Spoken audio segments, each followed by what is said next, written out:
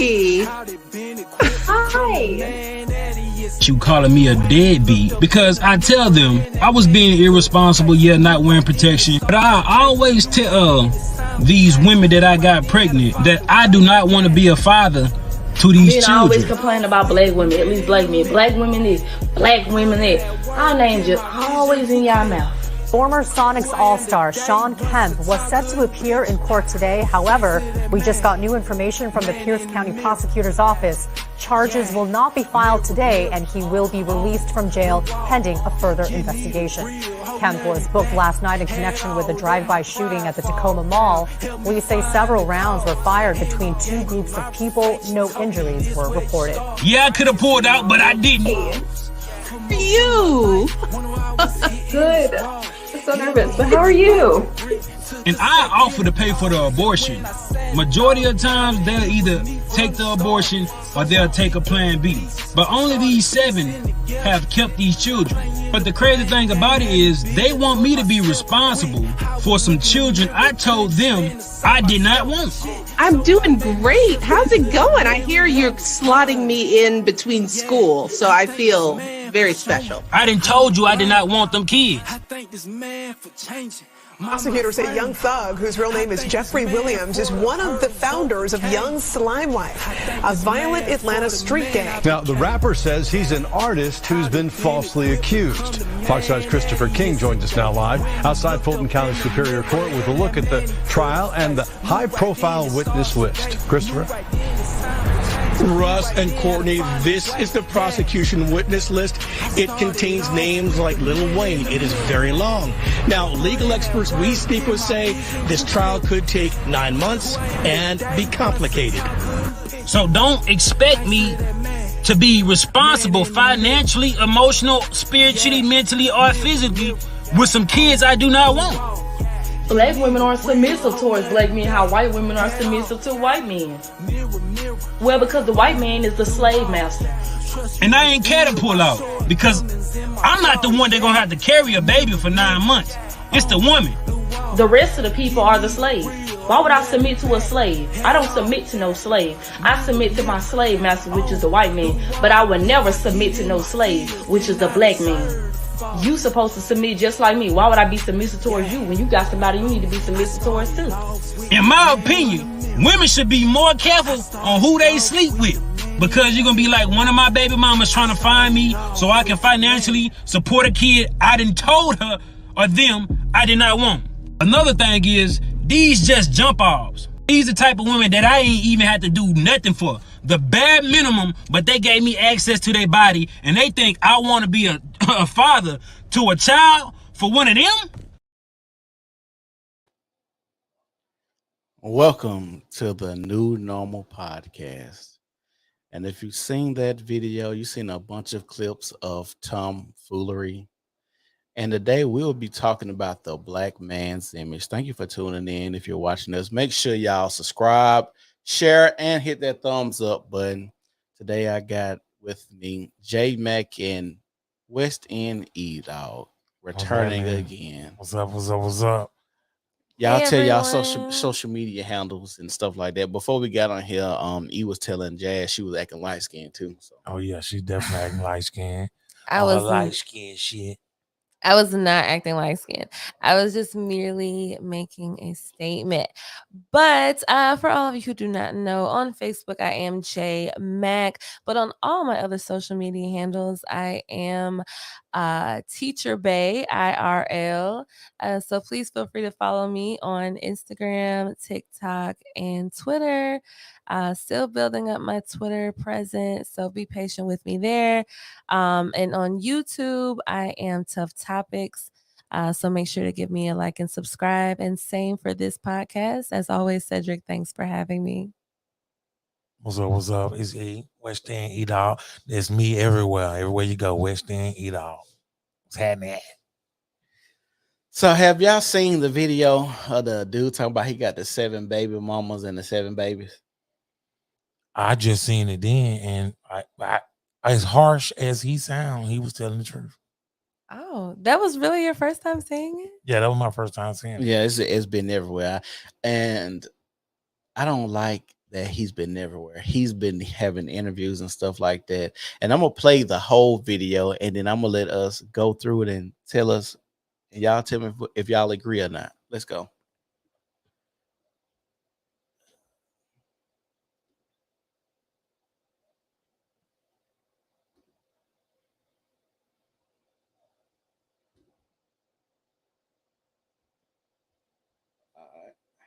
Let's go. You moving slow. What's the matter? I got 7 kids Sell. and 7 baby mamas. Sell. Now, for the past few days, I've been going live, telling my story, speaking my truth. And a lot of women having an issue calling me a deadbeat because I tell them I was being irresponsible, not wearing protection. But I always tell these women that I got pregnant that I do not want to be a father to these children. And I offer to pay for the abortion. Majority of times, they'll either take the abortion or they'll take a plan Stop B. right there. Stop right there. So far as what he's saying, do you agree or disagree with that? What he just said right there. 7 kids, 7 baby mamas. If what he said was true about not wanting to have kids before having sex, he should have got a vasectomy, or he should strapped up. But then again, why is all that responsibility on him if he tell her that I don't want no kids? I think it should be on both people, because at the same time, as a man, you got to protect your seed too. You don't. You looking from the perspective of somebody who cares about the seed. But if you don't care about the seed, why would you feel like you got to protect it? I agree 100%. If you don't feel like you care about the seed, then you shouldn't. I guess you should take care of your kids, because they just fall back on people like everyday people, taxpayer money, they be in the system. Then I got to worry about them playing with my kids if they're going to be hurt or, be a menace to society. No, I'm saying straight from his perspective, does he have a point? If he says, I don't care about the seed, and I tell you, I don't want this child, and you have it, I mean, am I a bad guy? No, I don't think you're a bad guy, because I feel this. How I feel, and this is my moral. I guess my moral compass. I think everybody should take care of their children. So, from my moral perspective, I would say he's a bad guy. But on a logical perspective, if I tell you no, I'm not taking care of this child, right? No, it's not. It's not on him. It's on her now. Because if he tells a woman that before they had sex, right? But or even after they had sex, but long as it's before, well, I don't even know if it's before birth. If she come to him and say she pregnant, and he say, well, nah, I don't want nothing to do with that, he don't got a right to back out. Well, then that's a slippery slope of like abortion, because I feel a lot of men feel like they should have a right to back out. If women can say, I don't want it, then men can say, I don't want it. But it has to be somewhere where we draw the line and have some accountability somewhere. And if we don't have that, then everybody's going out here doing what they want, and they have no consequences to a lot of stuff they're doing. Well, though it should not come as a surprise at all. Of course, I 100% agree with him. Not because, contrary to popular belief, I'm not a woman-hating person, obviously as a woman, but I do get pretty fed up with y'all bright skin folks be acting like y'all just all that. No. I'm just fucking. It's just that I get tired of women's BS, like, because first of all, listen to this man talking. Listen to how now I will say, I'm not saying he doesn't sound like he's like really not educated or anything like that, but I just feel like as a woman, if you are baby mama number 7, then that means there was 6 before you. If you're number 6, there were 5 before you, and so on and so forth. Granted, you may not have known that upon meeting him, but think about it this way. Why are you giving your body to somebody that you don't even know enough about to know? Exactly. You don't even know, and this is an assumption that because they might know. But to say that you wouldn't even, I didn't know he had 6 other baby mamas. Why not? Why don't you know this about this person? And so, especially to let them, have unprotected sex with you. And then I think it might have been Ashanti on a different podcast that mentioned that a baby for some people is the least of their concerns. Let's just be honest. There's other much more serious things that can happen to a person from having unprotected sex. So to the general point, there's no logic in it at all. Women control every single facet of reproduction, every single part of it, from controlling whether or not you're letting this man have unprotected sex with you, which of course is the very first step. All right. Because unless you were SA'd, you allowed that. Then sexual assault.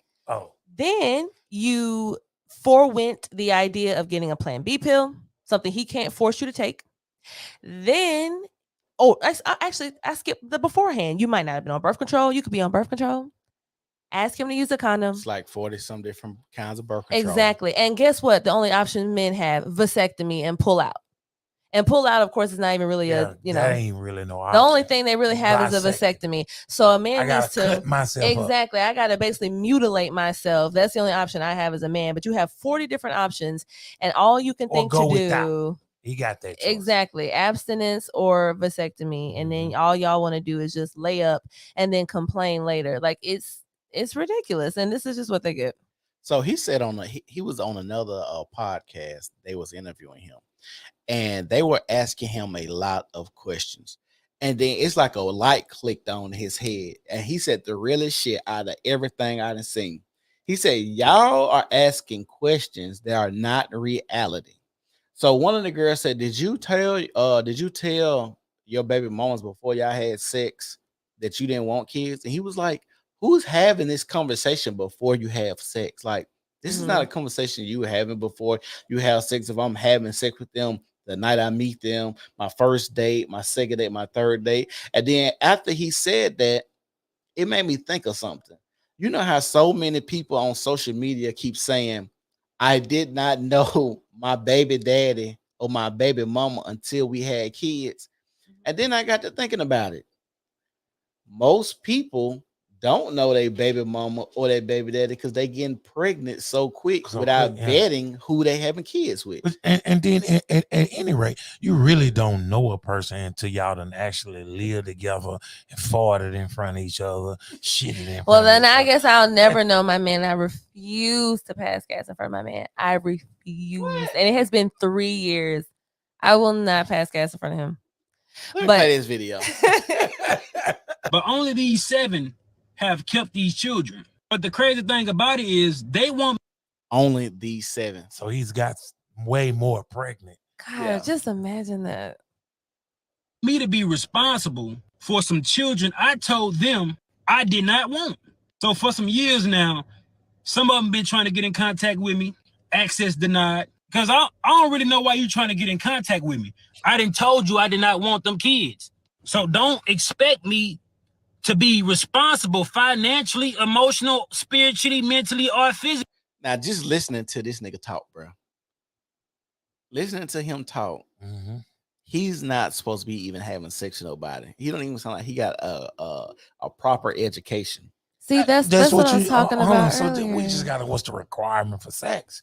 I meet you meet me. I talk that good shit. You know, the way he talking right now, a lot of women is just get them wet. Yeah, I agree. I was having a conversation with somebody earlier today, and he said, just listen to how many women have the same. I dated this nigga. He wasn't shit. I was madly in love. We went through this carousel of this roller coaster. Right. He left, came back. I left, came back. And they all have, we love the bad boys. And then when they get older and then they want to settle down, and now it's like, oh, now I'm gonna date a good guy. So it's sad. And it's sad that we have to say this. That's the culture. We have to say this about our women in general, but our women especially, that Shahrazad Ali is going viral now. She said, you cannot speak to a black woman like she got sense. You have to speak to her like you talking to a 14-year-old girl. And I agree. I can go for that. What you think, Jazz? Now, what y'all think I'm gonna say to that? Now, I am a black woman with sense, and certainly you would not get over well talking to me like a child. No, but we ain't talking about talking to you specifically. We're talking about what you observe from the culture. Yeah. Oh, okay. Well, then, yeah. I mean, because that's about the mindset. That's about the wavelength that a lot of them are operating on, about 14, 15 years old. Can't see past a fun time, a good night. You know, and I think the point that you were trying to make earlier is, and the point that this young man is not very well articulating, but trying to say, is that why is it we only have this conversation as it relates to the men? All the disgust in this is coming towards him. No one, at least by and large, no one is saying what women were flocking and tripping over themselves to become baby mamas 3, 4, 5, 6, and 7 They to don't this know man. it. They probably don't even know how many baby mamas he got. Cause like you said, he in another interview, he said he was at the mall. He met one of his baby mamas at the mall, and she approached him. Okay. He said she was with her friends and she was married and still is married, and said the friends were trying to be good and be like, hey, you know, come on, let's go. But they end up exchanging numbers anyway. He said he hit her the next day. After he hit her the next day, you know, time go past, she found out she's pregnant, and they snuck and did like a DNA test, found out it was his, but the husband thinks it's his baby, so that she not even gonna rock the boat. That's just sick. See now, hold on. Now he doing all that. He on the bullshit. And why would you take a DNA test if you don't want nothing to do with it, baby? That's what I was thinking the same thing. If you don't want nothing to do with it, why would you take a DNA did test? they both sneak and do it, or did she sneak and do it? Because it's not that hard to get a man's DNA. I mean, you get some. Well, she married. She ain't got time like that. Yeah, he got to be. That's probably why she had sex so quick. If you married, if you're married and you're trying to sneak and do something, you gotta do it fast. Bam, bam, boom, boom. Yeah, bam. it ain't. Can't stay gone, especially a woman. Yeah, you can't be doing. So they didn't have a continuing affair. This was just a. He said one time they had sex. Okay, they had one time. She found out she was pregnant. He was like, the reason they stopped talking because after they had sex, and she was on some. Oh, I feel bad. My husband is whoop to whoop. I'm not a good wife. All that, you know, we're a bitch. Sexual remorse. So she probably talked them into having that. Okay, I can That's get what I'm that. saying. She probably talked them into having a DNA, like, oh, you know, my conscience fucking with me. Yeah, I just need to know. Well, yeah, when y'all say it like that, maybe so. Yeah, because I don't see him asking for no DNA. Yeah, or even, she got to have a real. Why would he even have known that she was pregnant if they just had that one night stand? She probably reached out to him and was like, "Hey, I'm be honest with you, I'm pregnant," and obviously we both know it could be yours. Yeah, but he was saying basically he was still trying to but she cut him off because of he's still trying to smash. Yeah, because of the sexual remorse type stuff. And now I ain't gonna. You mean, you know, he got some problems too, right? Because he cares nothing about himself. You know what I'm saying? I agree. Because he jumping in them things, raw dog after raw. I had hit some raw dog, you know, sometime in my past, you know, 2 days ago, and I woke up like,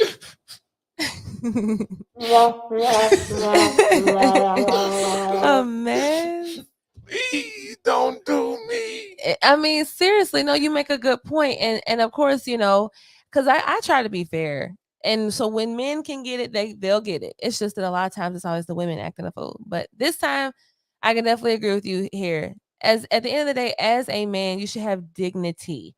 Like if you have nothing else in this world as a man, please have dignity and self-respect. Like you should not just be laying up in anything. Like you have 7 kids. So we know off rip you've hit 7 people raw. No, 14. You can double that. Exactly. We could probably easily double that. 7. You hit 14 raw. So it's like, well, golly, I mean, just every now and then some protection. Like it's not necessarily about the number of women you've slept with in general. It's just the fact that you're having all this unprotected sex. That's disgusting. It is terrifying. With some kids I do not want. And I don't give a fuck what nobody think about it. You're not going to force children up on me. Yeah, we both made the decision to lay down and have intercourse. We both was irresponsible about the decisions we made that night. Yeah, I could have pulled out, but I didn't. And I ain't care to pull out because I'm gonna make that a pad. Yeah, I could have pulled out, but I didn't. The one they're gonna have to carry a baby for 9 months. It's the woman. In my opinion, women should be more careful on who they sleep with. Because you're gonna be like, one of my baby mamas trying to find me so I can financially support a kid I done told her or them I did not want. Another thing is, these just jump offs. These the type of women that I ain't even had to do nothing for. The bare minimum, but they gave me access to their body, and they think. And see, that would scare me more by going to somebody raw like that, because if we talking about low hanging fruit, Yep. the women that you gotta do the bare minimum for, how many men are they just letting have sex with them because they want that attention? Man, see, sometimes that be the confidence of that dude, you know what I'm saying? Like, because he not looking at the picture like you looking at, you know how he looking at the picture like, I'm a hell of a nigga. My game tight. I'm good looking. I can just mac on the, but you're not looking at like, if you can get this John like that, what makes you think? But his eyes can't. Like his eyes can't lie to him like that, because we got to be real. If he's saying these just jump offs and stuff like that, this ain't how a bad bitch move. Not nobody. Depending on what you call a bad bitch. Okay, bad by looks, sure. I'm sure some of these women look okay.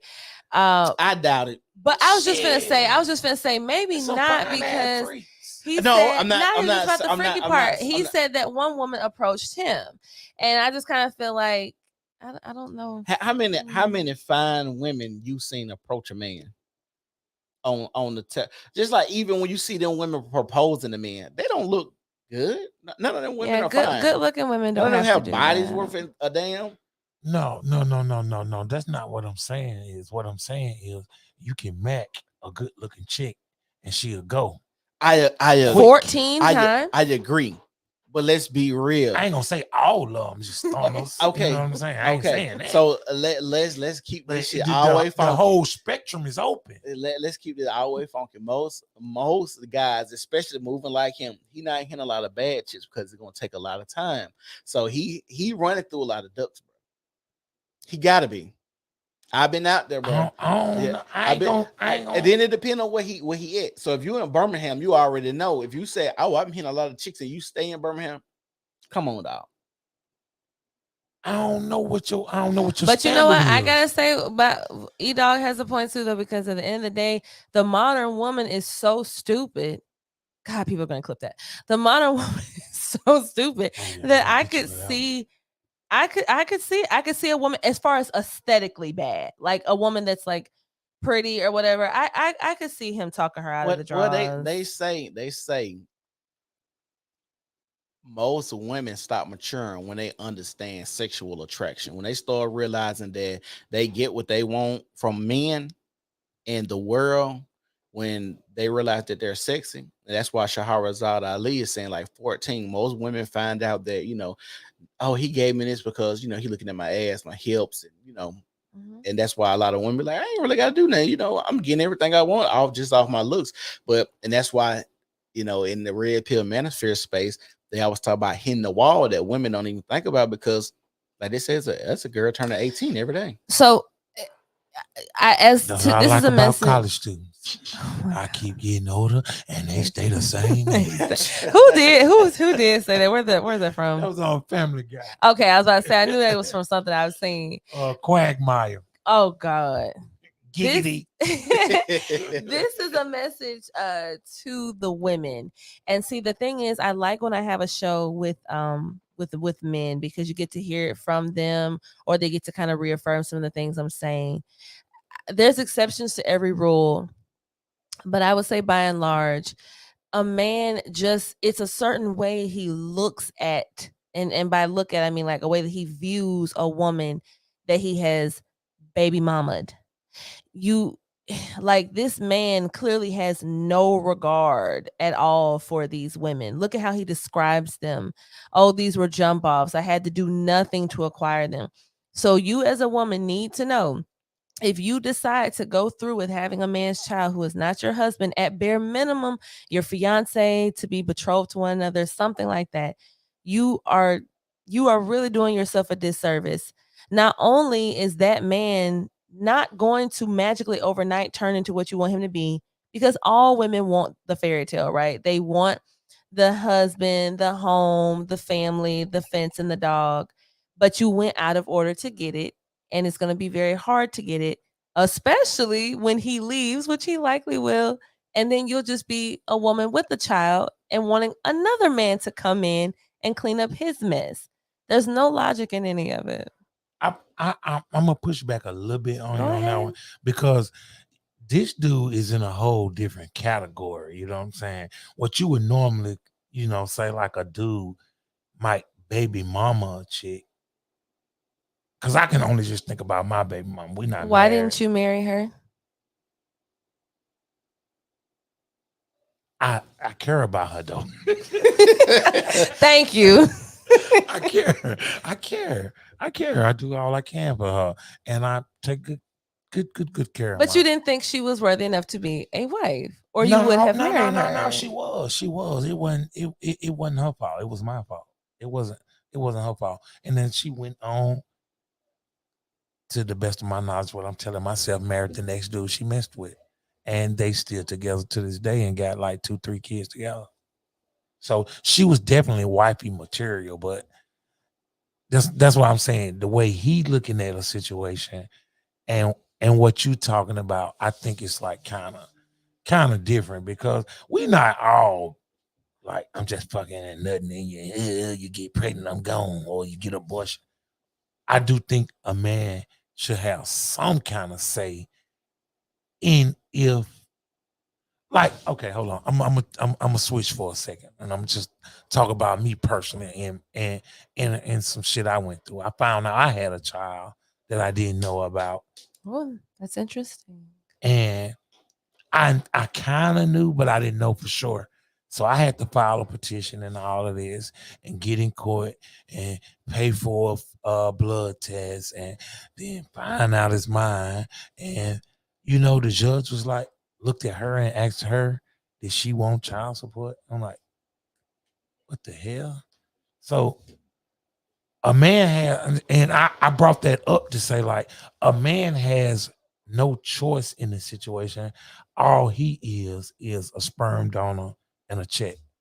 And but a woman has so many different options when it come down to procreation. Yeah, women. That's like that point I made earlier. At the end of the day, women almost literally control all aspects of reproduction. Like, I mean, Maurice said, hell yeah, that's crazy.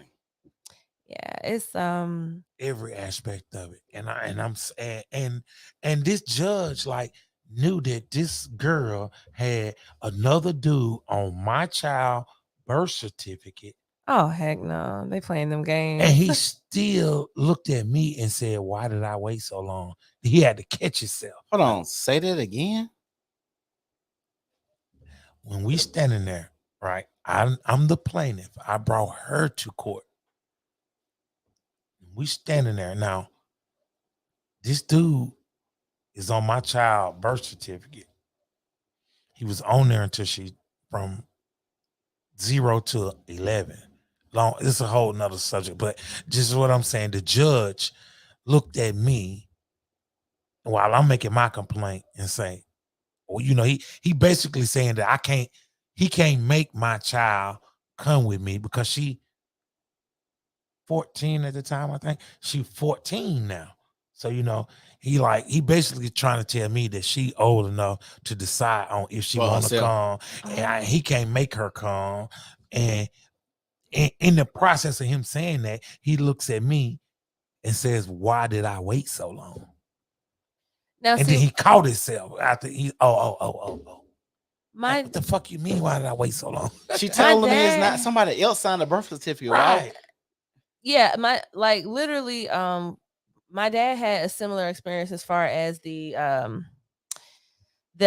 child, my sister. By the time that I guess that they were really trying to do the whole like custody thing, my dad was actively seeking. Now he knew he was her father for much longer than you knew about your child, but when he was actively seeking custody, they were like, well, she's old enough to decide on her own. Of course, she wanted to stay with her mom.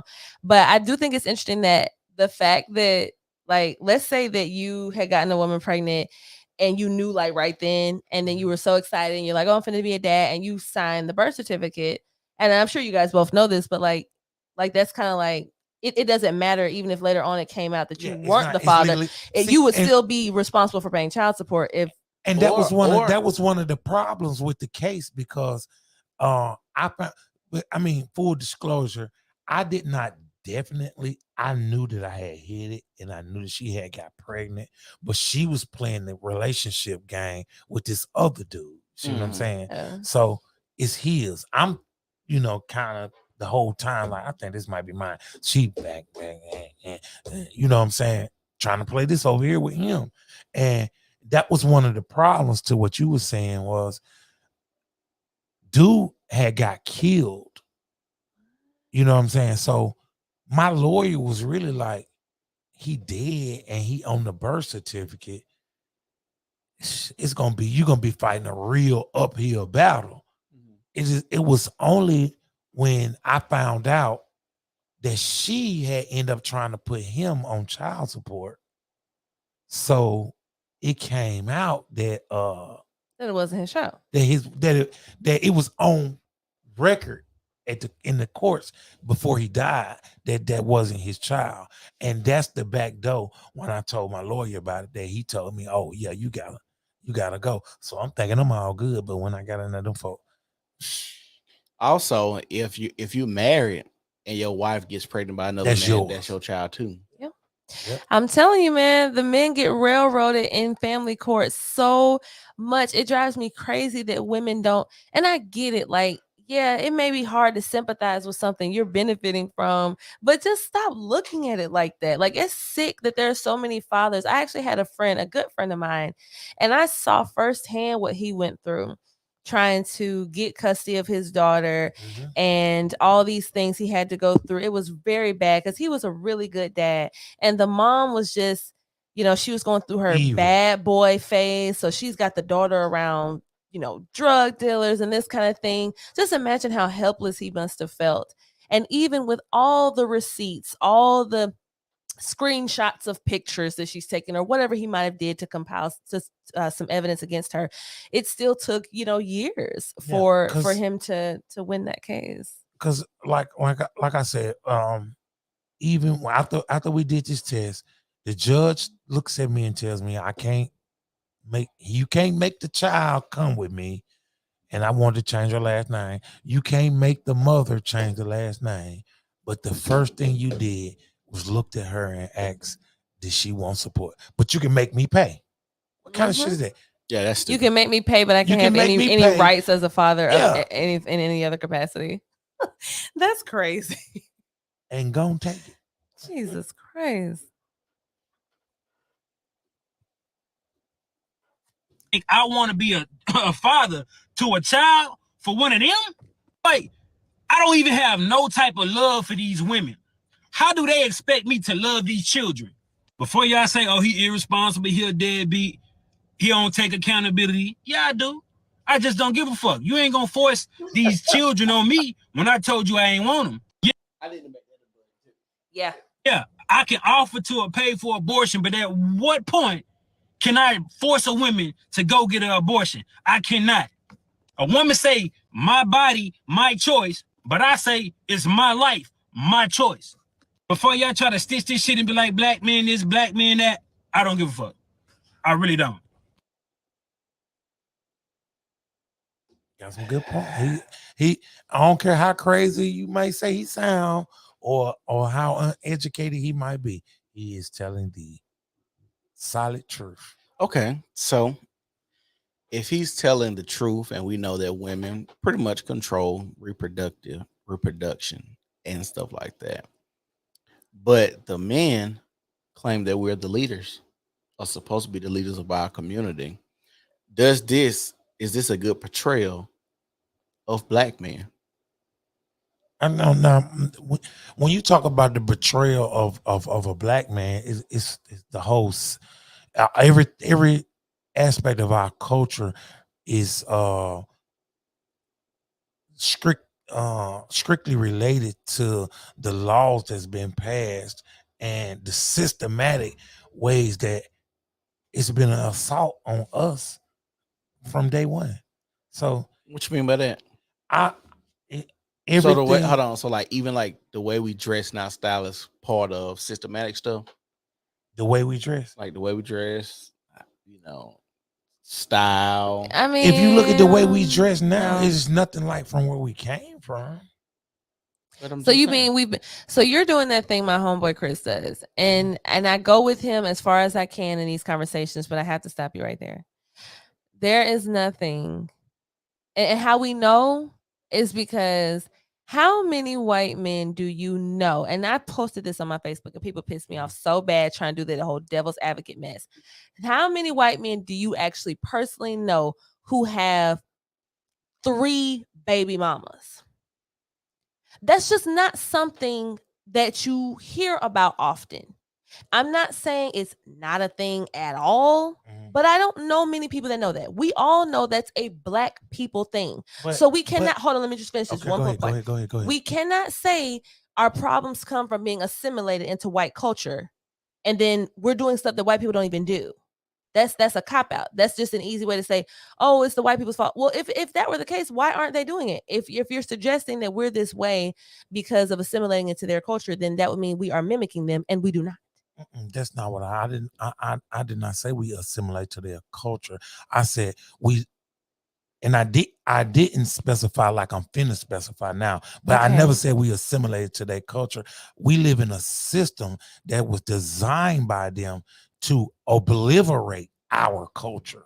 So, as a product of that, there was no 1 to 100 crack to cocaine ratio when you knew crack exponentially or was a black person drug and cocaine was a white person drug. But you made it 1 to 100 to target a black man when you gave white men federal backed loans close to 0% interest for him and his family, but for the black man you gave his old lady Section 8 that you couldn't come to. These are the type of things that created a broken home, which end up leading when the white man went, okay, you could just take the answer like when they went and fought in the war. When the white man went and fought in the war and left his child and his old lady, they gave them somewhere to stay that he could come back to. But when it was us, they didn't give us that. They gave us a rotten ass ghetto that we couldn't stay in. And I'm saying that to say this is one of the things that created, okay, well, now he gone out of their home. You know he gonna have sex. Okay, but to that point, because I understand the idea of systemic issues and hurdles, and I understand, and especially having watched the movie that I watched today, I got to see, how bad it really was for Black people decades ago. But once again, just going off your point about the war, white men were gone too. Right. But at probably higher rates than we were. Than Black people. But no, my point was they gave them a rock. They gave his wife and his child or children a rock that they could hold on. That's how the suburbs started. But they gave us project housing where we wasn't even allowed to come and stay. So when the white man came back from the war, he had a suburban home to go to. When we came back from the war, we had to go stay with our mama and them while our family had to take a project housing that we couldn't come to. Well, I'm gonna say this. Statistically, that's not true because from like the 1920s to like the 1960s, during war times, Black people had more home ownership and land ownership than white people did. And negative. No, it's the truth. It's the same thing I've been trying to say for years now. We owned homes, we owned businesses, and we had. Let me finish this. Okay, go ahead. We owned homes, we owned businesses, and we had intact families. And even if what you were saying was 100% to the nail correct, it doesn't negate the point because, in fact, it would just exacerbate it. Because if you're saying we have all these obstacles thrown against us, what sense then would it make to start going and making more bastard babies. If you know that you don't even have the means to take care of the 2 children and wife that you currently have, why would you be stepping out, as you were insinuating, to make more? That's just a warped mindset, and nobody But who should be able to broke up take from your their first mind family? from you. Who broke from their first family and said, "Well, okay, I'm finna go make some more babies"? I don't think it actually played out like that. It's for you to even look at it in a sense like I'm not finna go have some more babies. Or I'm finna go have some more babies. No. And back to your point, what I'm saying is you cannot tell me that it was more black, may perhaps in rural America, but not in the metro city areas. No, it was it was I think it that's was my never homeboy more. commenting. Chris, is that you? Is that your YouTube handle? Everything Slutty? Oh damn. Because that sounds like I'm gonna say this, and this is why I'm at when it comes to a lot of race topics now. And I boil it down to this: if you're a person and you came here to America on the slave ship and you was mistreated, and then you finally get freedom and you want all of this stuff, it would be dumb of you to think that you're going to get the best treatment out there. And if you think that you're getting the short end of the stick, to Jazz's point, why would you continue to have children? Why would you continue to like take government programs? And I know it's gonna be like, well, what else we gonna do with the whoop? But it's like, why not fight for these things? Like if you got people that's marching, civil rights movements, doing all this other stuff, why not fight to keep your family together? Why we not never fight for anything positive. In fact, I saw people talking. Now, here's the thing. This is I don't know if we're going to segue or not, and we don't have to. But what I was gonna say is, you know how, of course, with this whole Chris Rock, Will Smith thing. So, of course, Chris Rock came out with a Netflix special, and there are so many black people that can't stand Chris Rock. They're like, "Oh, he's a coon. He's always done his little coon bits and and just kind of did the little jigaboo act for white people, yada yada." You never hear that vitriol when it comes to these rappers who get on TV with their literal asses hanging out of their pants, in being infantilized like children, throwing up gang signs and stuff at 30 and 40 and 50 years old. You never hear them use that type of language with them. Only when it's somebody like Chris Rock, then it's, oh, he's such a coon, he's such a poor representation of black people. Or like your Ben Carsons. Exactly. Or like Ben Carson is a coon. But I don't believe so. Boogie nigger. Yeah, but I don't believe so. I think a lot of people, and this is the problem with us as black people, we always have this mindset of us being a monolith. If we all ain't dancing and jumping and boot scooting boogie all to the same rhythm, if a nigga get offbeat one little bit, oh, he trying to, he a coon, or he trying to make master see him more. It's like, well, why can't I have a different view? Why can't I have not read a book that gave me a different insight on something that I have? Like, everything doesn't have to be the same, because keep it all the way 100. If you look at what our culture is doing and what most people say is black culture, it has not benefited us. Not one bit. If I'm hanging, we got a lot of millionaires off of the culture, and those millionaires and white people too. No, what I'm saying, but at what cost? I'm talking about the statement that you made, and I don't know the totality of what you were saying, but I just know that it's wrong that you said the culture has not benefited us. Okay, hold on. That can't be true. Just like you said earlier, the Jazz, over a whole, if you're talking about a Kanye West being there, Jay-Z being there, Rihanna being there, if you talk about one or two, but the culture itself, I'm saying this, so that's the only point of success, billionaire. If we talking about culture, so I'm saying, if you brought a billionaire, if you brought a black billionaire, how many black millionaires did that begot?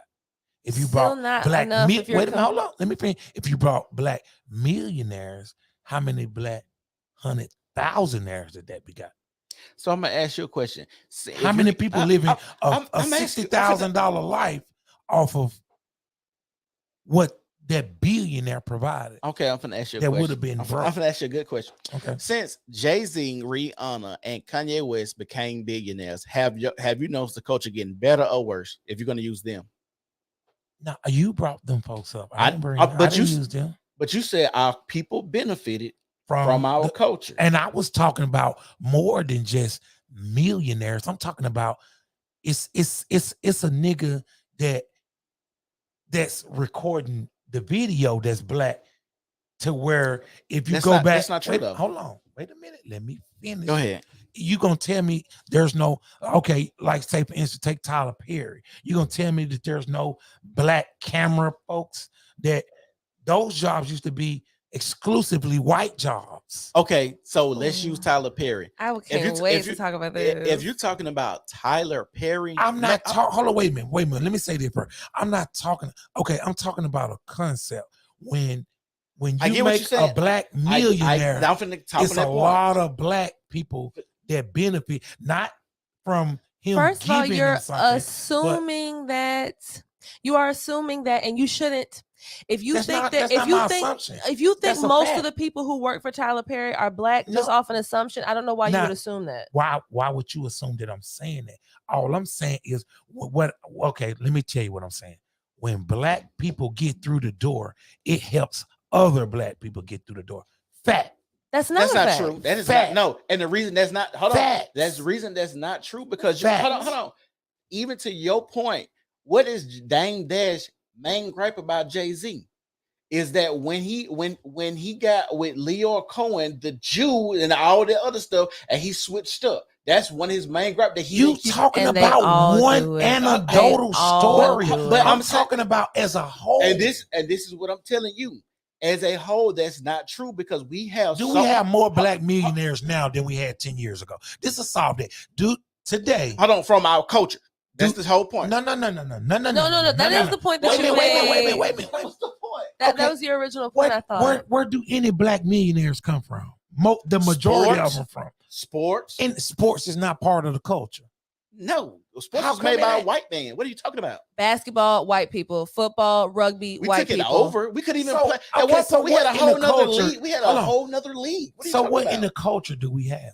We have rap music. Rap music is our culture. Twerking. And yes, that is our culture. The way we dress. What else is indicative? But even saying that, all of it goes into hip hop. So maybe I don't. Okay, well maybe I don't understand what y'all mean by culture. Then. I can 100% tell you what I mean. Yeah, hold on. But this is what I was finna say. When you talk about when somebody come a being, and it's a trickle down effect, basically. Okay, how many people have we got? Black people talking about? Well, the nigga that wrote for Drake. I can't think of his name. Talking about, well, yeah, I thought that since I'm black and Drake black, whatever. That's I'm not. He didn't say that, but I'm saying since he thought that he was writing for this person, that it was going to have a trickle down effect, and then you have all these people come out. Well, man, the music industry is so vicious. It's a cycle, and you think you're going to get this from writing, and you think you're going to get this with the checks, the residual fees and stuff like that, but they never come. You never see them, and then you figure out, oh, this person actually did me dirty business wise. Oh, how many people have we heard about talking about when they worked under other black people, and these black people then show them the ropes or show them the business or how things go like that. So it's been plenty of times that when you say it's a trickle down effect. Wait a minute, but see that's the thing when me and you talk, we have problems. All of this shit exists on, here it goes, the same word, a spectrum. It's not either left or right. But if either one of y'all gonna tell me that, because if for every person that you can tell me did not help a black person, I can name another one that did. But can I? Let's talk about LeBron James. First, hold on. He brought his whole. Let me just say this though. Okay. Why? I want to know culturally. Hold on. Let's always keep this a thing. Culturally, over a vast spectrum of culture. And now it's look like we got to say what culture is. We need to define culture.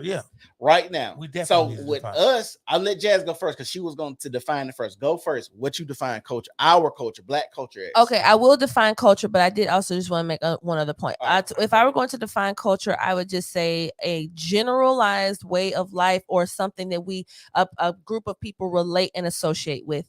So to Cedric's earlier point about how black people always feel like we're a monolith.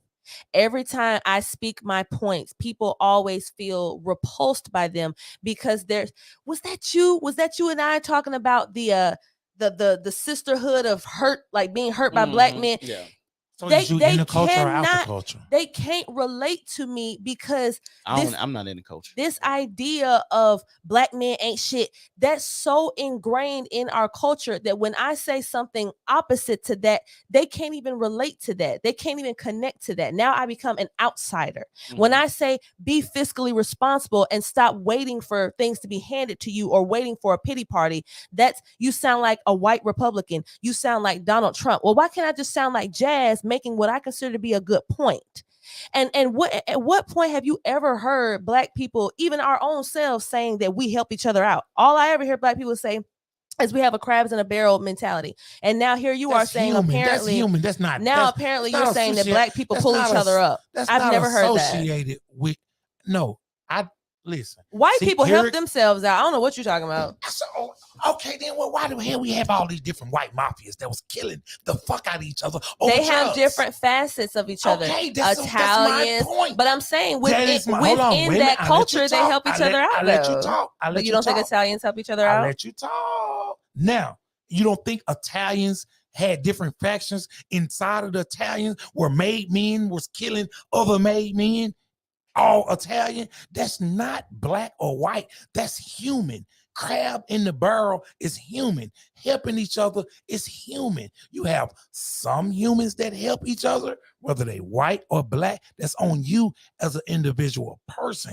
And you have other humans that will drag your ass down. When you take your car to the white mechanic and he rip you off, you don't holler, oh, shit, I should have took it to the black folk. But if you take your car to the black mechanic and he rip you off, you say, man, I knew I should have went to the white folk. That's what's been ingrained in you. It's not a race thing about no one particular way. That's just like for me to say only white, man, school shooter, that's some white folk shit. When I done been with the gun at the school. The gun at the school and actually using two different things though. And to your point. Why did I have it? If I needed to use it, I would have used it. And I would have been a school shooter. Hold on. That's a whole nother conversation. But let's say this. You said earlier, if you took your car to a black mechanic, you would have been like, oh, I should have took it to a white mechanic. That's not me. Because first of all, I only fuck with niggas. We're not talking about I know. Anecdotal shit. Hold on. I didn't know we was talking about anecdotal shit. We're talking about as a whole. We're talking about the culture. The culture, right? Okay, that's what I thought. But you just try to disprove my point with Chris said he wants to call in. I knew it was gonna be him. But you just tried to disprove my point with anecdotal evidence because I'm pretty sure if we can, I'll just ask candidly then. Out of the three of us in here, are y'all gonna really sit up here and tell me that it is not very commonly accepted in the black community that we do not typically help one another out? Yes, we've all heard that. So why then? So you're trying to dissuade that point. You would have to be using anecdotal evidence to do that. I'm not using because it's. You can go in the trailer park and it'll be a bunch of white folks and they're like, that is human. That's not. So you're just saying it's just not exclusive to black people. Yes, I know for a fact. If you look over throughout the history of the world, white folks is the most treacherous people it is. Oh, to each other. You and my homeboy Chris, y'all. I know he over there clapping his hands off at you right now. I'm not making this shit up. It's not. You're not making it up. I guess I'm just saying. But we've been brainwashed with the black hate in our head. No. So we think like why? that. No, black see, here's the good white point. Folks help each other out. Why do you feel like it's hate for me to say do better? That to me is the cancerous thought process. No. The hate part is black folks don't help each other. Black folks don't care nothing. All we do is drag each other down. All I see is black people getting rich off of the degradation and basically pimping ourselves out. You genre of life. What? Rap, it may be bad for it's extremely bad. It's extremely bad, and it is our culture. It has got me through a lot of shit What else And is it's got a lot of indicative folks of Black paid. culture? See, that's the problem. What is more, can you find a single thing more indicative of Black American culture than hip hop music? Is there a single thing that we connect more on than that image? That image of booty shaking, clubs, drinking. Section A and welfare is the most And they talk killer. and that's all in the same little pot. No. How is that connected? So they don't talk about the jets in hip hop? Hold on. How is a government entity the same as a free market genre of music? They can't be the same. So they don't talk about projects. It's not a free market. Also, we know that. Well, it's a supposedly free market. And then we know, like, Kanye West been letting it go. We all know now that the tiny hats, run hip hop. Fuck Kanye West. And so, but it's a true statement. That's a true statement. Maybe Chris, don't you start that. Don't you start that devil's advocate stuff. But where he at? Where he procreated? How can you sit up here and say so? But when you lay down at night, you laying on the side of white bitch. Fuck Kanye. But hold on. But he want to be white so bad. Broken clock can be right twice a day. But I agree. A broke clock. We had a conversation about interracial. We had a conversation about interracial dating. And when we had our conversation about interracial dating, it was on the strength of you don't care what people do. And but when you make it exclusively, if I make it to my point to say I'm Black, but I'm not gonna I never fuck with a jazz. Then ain't shit. He never said that. You don't got to say it. What do you mean? I can look at your history. What you say is what you want me to hear. I look at your actions.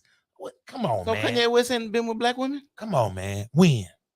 When he first came in, after he came in, hell, even Amber Rose is considered mixed, and from our standards, she would still be a Black woman. Man, Amber Rose ain't Black. Come on.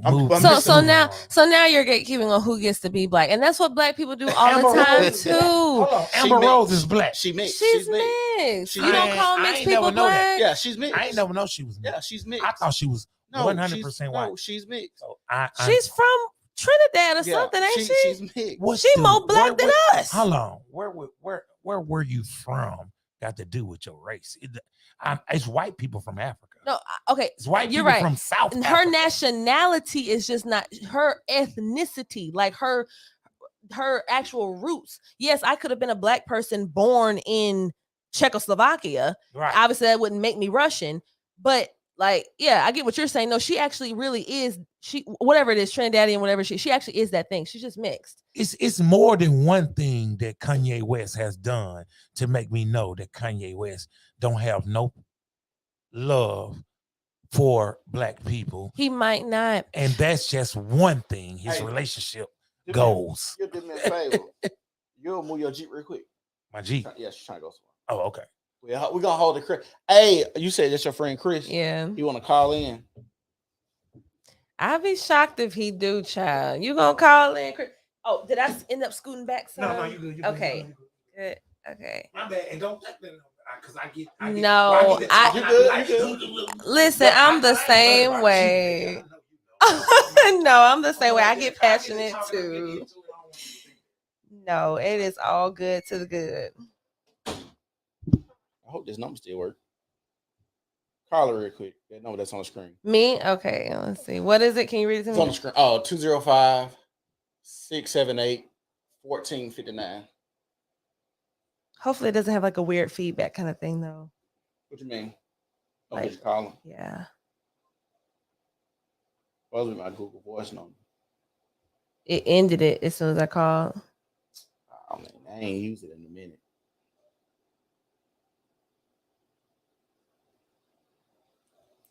Wait, what happened to you took the comments off? Oh, I just wanted to make sure that it was like the thing hadn't ended.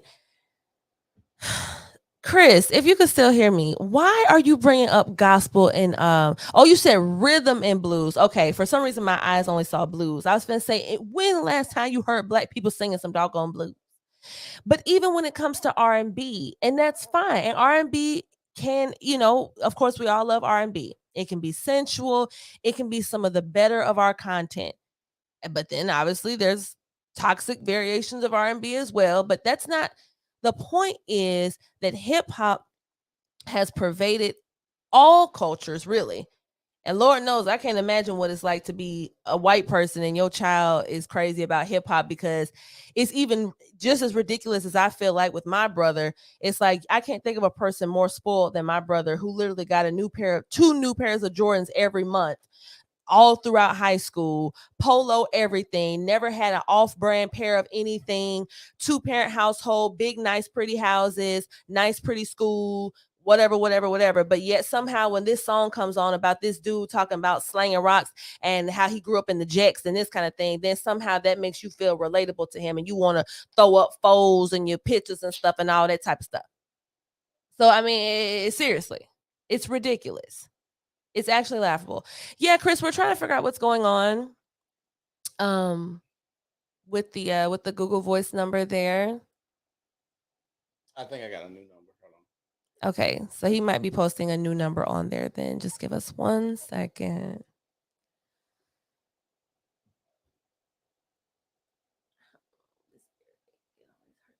It only does the left side. What, your ear hurt? Yeah, my earring, but it's I don't know why the right side is always fine, like, but the left side, every time I come, it always hurts.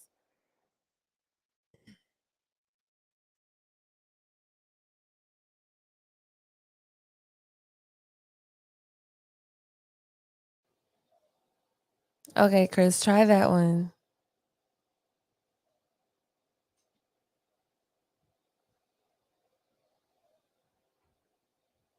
I don't know why it's so hard for Black people to talk about hip hop and the detriment it's had on our community.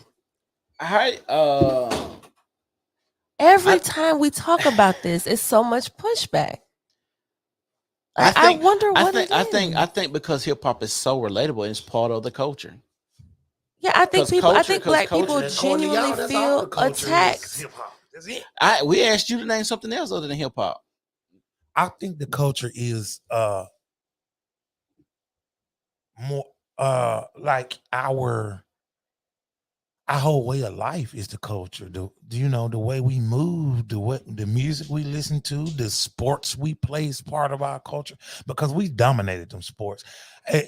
For you to say like, oh, white people design, well, okay, well, white people made the drum machine. So is if we make a beat off the drum machine, is that no longer part of our culture? Was hip hop not created basically in the late 80s, about 1989 or so, whatever you consider to be genuine, what we consider to be hip hop? That was a Black people creation. No, I said the drum machine. I understand. Right. I'm saying everything that's part of our culture, we didn't create. Some things that's in our culture, we adapted to, dominated, and took it and made it ours. I think if we talking about a culture what we created, not made ours, but because if that's the case, right? So you mean like prison? We made it ours. They made it. Is that him calling? Is this title Heath? Hold on, you saying who knows? Probably. Did we make prison hours? Chris. Hello. What's going on, Chris? To accept, press 1. To send a voicemail, press 2. Chris in prison, eh? Hello. Hello. What's Chris. up? Y'all can hear me? Yeah, we can hear you. Yeah.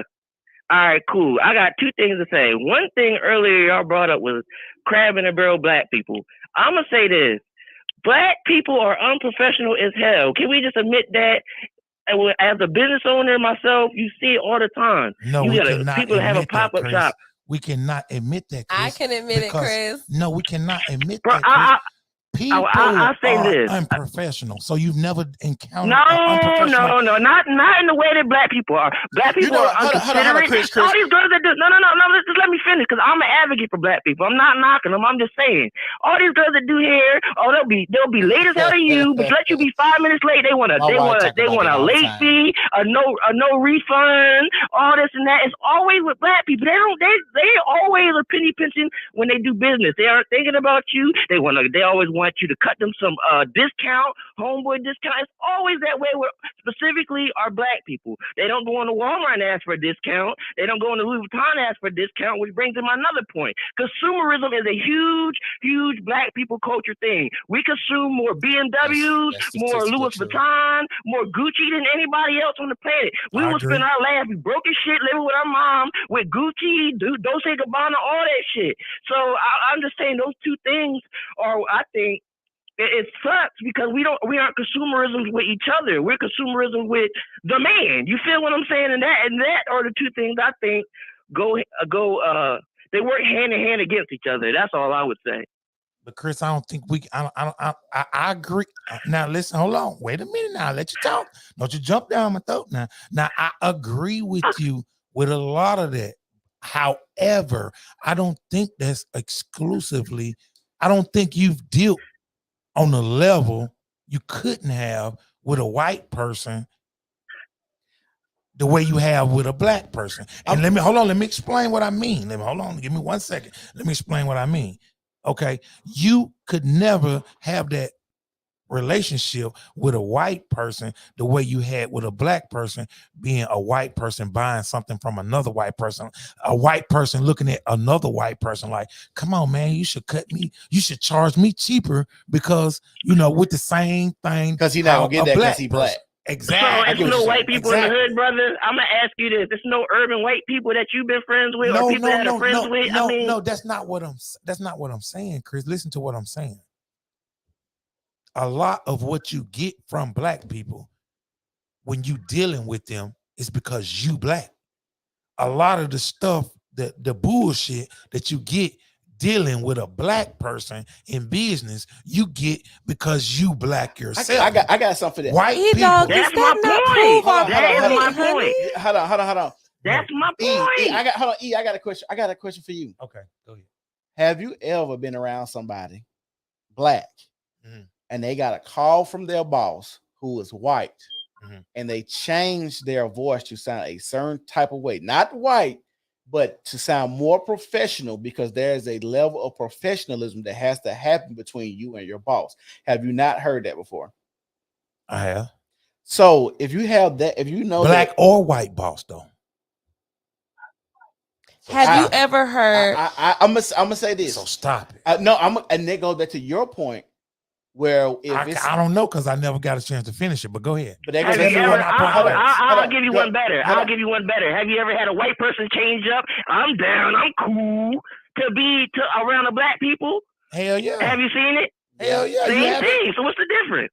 What I was trying to say was, I keep hearing y'all generalize these negative encounters as if they're exclusive to black. I haven't had a chance. Hold on. Let me because you don't see white people complaining. Chris, hold on. Go ahead. Now, I'm trying to tell you the whole reason why I said the negative encounters that you getting from dealing with black people businessly is because you black. I feel that white people have those same problems with other white people. That, you see what I'm saying? It's not just a black thing, it's a business-minded person thing or a consumer thing to try to get it for cheaper. How would you know if you're not black if you said the relationship gonna be because I know this is human activity? No, because all you where is it at in the white community? I asked. How would you see it being a black man? That's what I'm saying. I have the perfect. See it with us. You can see it on professionalism all goddamn day in the black community. It's obvious. No refunds. I don't give a fuck. They don't give you no refunds. They'll say it clearly. I don't care if I was late. I don't care if you cancel. No refund. So you ain't never been. So you ain't never. Okay, I'm gonna give you a prime example because you're not gonna tell. I've seen servers when I was in the restaurant industry. I have seen servers have no problem with giving refunds to white folks, but then when black folks complain about their food, they just trying to get something free. That type of bullshit. That's what I'm talking about. I really want to, if I can please, Chris, give me a second. I just want to respond to what you said because I just want you to know how circular your reasoning was. You said the reason why these people are being treated differently is because they're black, as if to say that the black business owners treat black customers worse than they would treat white customers. That's not what I was saying. No. You don't think that's true? You said this. What you said verbatim. Verbatim. The reason you have those interactions with black business owner because you're black. As it relates to it being exclusively a black so thing, you think white people specifically treat their white patrons bad because they're white? Not listen. But my Here question we go is, again. How do you know? Is a left or right? No, because how do you know? I'm just saying. Because this is human. But you because said earlier, what y'all saying is a black thing. What I'm saying is a fucking human thing. It's a human thing. It's not a black or a white thing. Hold on. But it's a human thing. But you just said white people wouldn't even let you in to even know how they interact with each other. No, I ain't say that. I say, hey, listen, I appreciate y'all. I got to go. One love, then, Chris. Appreciate it. Chris. No, I didn't say that. I say it's a no. What I said was is you wouldn't understand or you wouldn't see that because this is like when it come down to like. Okay, let me try to give you an example of what I'm trying to say. Okay, like, okay, you white, you black. Okay, I'm black with you. Okay, so goddamn, I walk through the door, you know what I'm saying? I see it's a black dude on this joint. Shit. Damn, my nigga, you can't, you know what I'm saying? You can't look out for a nigga, man. Shit, goddamn, fuck with me one time, man. Let me get that. Have you ever heard a white person say that though? Walking into a white establishment? Let him go. No, I haven't. Okay, y'all win. Y'all right, I'm wrong. I can't take it no more. No, listen, you got to know nothing is exclusive. Nothing is everybody. This is human reaction. That's the reason why it's black neighborhoods and white neighborhoods. Because we are different. Gravitate. No. Yes, we are. We have differences. But we are the same. All that we're saying is that culturally we're different than them. Yeah, I agree with that. But then, so how come? No, so but just be able to accept the negative. Just be able to accept the negative. But when you talked about a negative, you tried to lay it on strictly black. Hold on, these things don't happen. So you don't think there are any specific negative things in the black community, just like there might be specific negative things in the white community? No, I don't think it's specific negative things in no community. Like, give me an example of what you mean. Like, for instance, if we were both Latino, if we were all Latino, we might know something that us as black people don't know about Latinos. Maybe it's common that Latinos, and I'm not gonna lie, I'm being a little tongue in cheek here because this is something that I know a lot of black people do. But maybe a lot of Latinos sweep molestation under the rug in the Latino community, that they know that there be people's uncles and dads or whatever doing stuff to kids, but because it's so shameful, instead of calling the behavior out, beating these people up, getting them out of your community, however you handle it, they just say, we're not going to do that. If that was something that all Latino people knew about other Latino people, we can't tell them that's not a thing. So every culture has negative things. Why can't black people accept that about that narcissism is why we can never advance. I disagree. We can never be self-reflective. So if you compared rap music, that's our culture, right? Mm-hmm. How many other white artists in their culture get killed because they're a rapper or they're a country musician or something like that? Like, that doesn't happen. Like, nobody's getting murdered down like a Young Dolph because he's a rapper. Like, none of the country are like, this is our culture, right? You agree? Mm-hmm. So is there anybody that you can name in country music, in pop music, in folk music, polka, whatever? Can you name me somebody in that culture, those other cultures, that just because they're rapper, they talking about slanging drugs and doing all this bullshit that they can kill like that? Can you name that? Mm-mm. So that would be a cultural thing to us. I don't listen to that music and I don't follow it like that. How would I be able to name it like that? So you're gonna tell me the news? It don't happen. The news. You're gonna tell me it don't happen. So you're gonna tell me that the negative things that happen in our community are not put on the news more than the negative things that happen in white communities? That you're gonna tell me? Hold on. For you, let me go. That you're gonna tell me? Hold on, no. Listen to what I'm gonna say. Okay.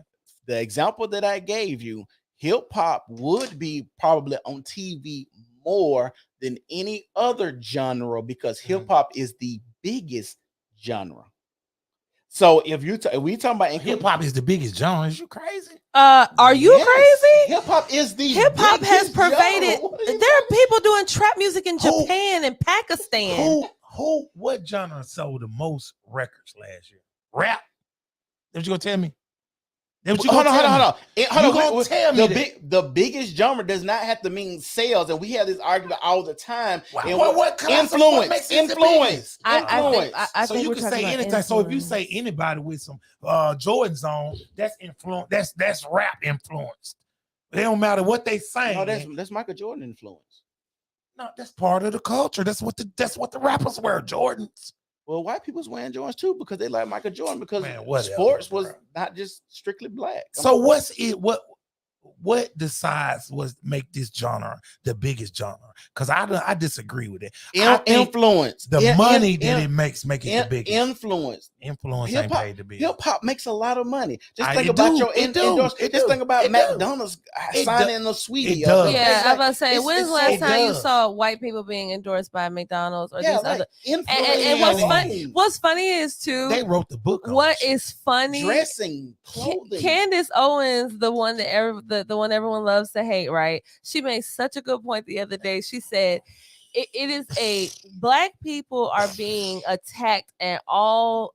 And that attitude that you have is exactly why we continue to get successfully obliterated. Because every time somebody makes every time we try to make these points, it has to be pushback instead of acceptance. We're not saying unfactual information. No, you it's are not saying even this is not even debatable stuff. You are saying like literally church, what was it? Popeye's chicken.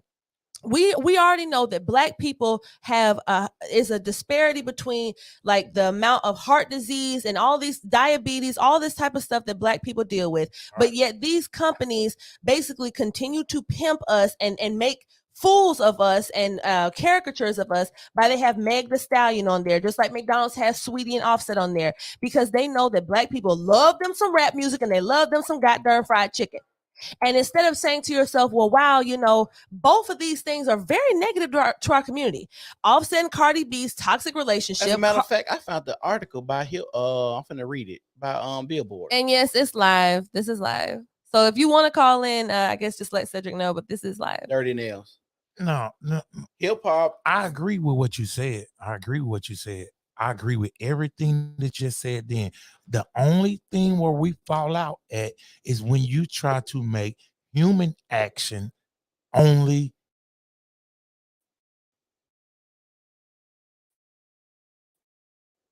black crap girl. It's black folks. Oh, black folks always want to deal. Black folks always want to rip you out. That's not true. If we recognize that we have, and I'm being honest, I'm being sincere. What the hell do making negative because there's negative and there's positive. That's just how it is. I say it from when you taking human actions. That is, it has nothing to crab in the barrel, got nothing to do with being black. That's so you're just saying who you are as an individual. It's as many crab in the barrel white folks as it is black. That's the type of shit that I'm disagreeing with vehemently. I don't know who sold the most goddamn records last year. Dirty Nails just is live. If you can hear me, it's live. I hope it ain't messing up. My internet been kind of shitty lately. So and I know none of us like to belabor a point, but I just want you. Hold on, no. We gonna settle this right now. We're gonna settle this right now because we gotta settle this because we gotta move on to the next point. Get your phone. But hip hop, Billboard just said hip hop is the biggest genre, but it's slipping. But R&B is the still. I could put it on the screen too. But this is from Billboard. No, because I know what you do, Cedric. I done had too many conversations with you. You will find a way to make yourself right. Oh Lord, this is what you do. The first thing this is what you do, man. I ain't just start talking to you today. Go ahead, say what you guys. Hold on, let I'm gonna put it on. Go ahead. My bad. I was saying Jeez, I was about to say, I think I forgot my train of thought. I was saying, Google how many other artists from other genres just get killed because they. oh yeah, okay. Rap is number one on that, bruh. Come on, bruh. No, well, don't have that reaction and then get like rap is number one. So why is that weird? Did you just hear like that was my whole that was my whole You never let me talk on that. We got back to talking about you know what? I ain't finna have this conversation. Go ahead. Do you not think that hip hop culture is a cancer in our society? Hold on. I said yes. No, you did not say that. He said yes. He said yes. He said yes. You sure? No, you sure? Well, I don't remember. Hold on. He said yes. I asked you. I said, is hip hop our culture? You said yes, right? Mm-hmm. Then I asked you. I said, part is not our culture. It's part of the culture. See, when you say words, okay. Let's talk about hip hop. We're talking about hip hop, and I kept it music. That's why I used the white people. Is hip hop our culture? Yes or no? It's part of our culture. Part of our culture. Okay. So since it's part of our culture, I asked you. I said, can you name in any other genre where other people are getting killed, other artists are getting killed like they're doing hip hop? You said, how would I know that? And I said, the news. I was being. Okay, so if you know that hip hop is part of our culture, and then you go and say, these other people is in this culture, and it happened. Well, that happens more in hip hop. That means they're culturally. We have something that is negative that's just not human. Whoever said we didn't have nothing negative? You said it was human. You said it was human. No. You're not gonna tell me what I said. I said when you take human action that's negative and make it black. And I know but I know the point that you were trying to make with that when you were saying you didn't like us saying that when black people or when people in general use other human beings as a come up, you're saying that's just human nature. But what I'm saying is, do you really genuinely feel like when that happens only based on a person's race? Like I would think a white person, if a white person is manipulative or performing shoddy business, I think that would just be towards anyone. I don't think they would see another white person come in their establishment and say, oh hell nah, I ain't gonna let this white person get up on me. I'm gonna charge them double, or I'm gonna be rude to them, or I'm not gonna let them get no refund, or I'm gonna come to their point. Like I was trying to explain to you that I've had those experiences, especially when we were talking about the service industry. Like, for instance, like getting services done like hair and nails. So what we deal with is black women are doing hair out of their kitchen, unlicensed, and have the unmitigated gall to tell you that you have to pay them extra if you are 10 minutes late. But however, they'll be an hour late, give you nothing off the service, will barely even apologize for being late. Then if let's say you have an appointment and the night before something serious comes up and you say, dang, I'm not going to be able to make that appointment tomorrow. If you don't cancel within their little cancel window of time, they will literally block you from booking them again and badmouth you on the internet. Now you can sit here and try to split hairs with me and tell me that that's something you see across all cultures, but I don't. Wait a minute. But see, you talking about a specific thing. Okay, that person who you talking about that did that to you. A lot of black women attest to this. Before you go there, that's not a person. That is a thing that they're industry wide with black beauticians and hairstylists and stuff like that. They're doing it because my wife had the same. Like thing. We're literally all talking about the same thing. It's not just a person. Go on TikTok. TikTok is big on like trends, like hashtags. Hashtag black beautician and see what comes up. Hashtag black beautician and see what comes up. And there'll be literally thousands and thousands of black women saying the same thing. My wife had the same thing happen to her because I couldn't get out work in time. So every black beautician you go to is a problem with that beautician then, right? We didn't say that. No, I'm asking a question. This is a question. I'm not talking to you because you don't go to black beautician. I'm talking to you. I'm going to make a point. So if y'all will allow it, I see that y'all not, but so every black beautician you don't went to, you have a problem with, right? I would not say everyone. I would say that a lot of them, yes. A lot of them, yes. Okay. No, in fact, I would say most of the ones that I've dealt with, yes. Most of them that you dealt with, right? Okay. So how many white beauticians have you been to? I think I've only gotten my hair like washed one time at a Walmart. Okay. So you got your hair washed by a white beautician one time. Mm-hmm. Okay. So how many black beauticians have you been to? Well over a dozen, I'm sure. Okay, so one white beautician, and you got your hair did. Was it a problem with the white beautician?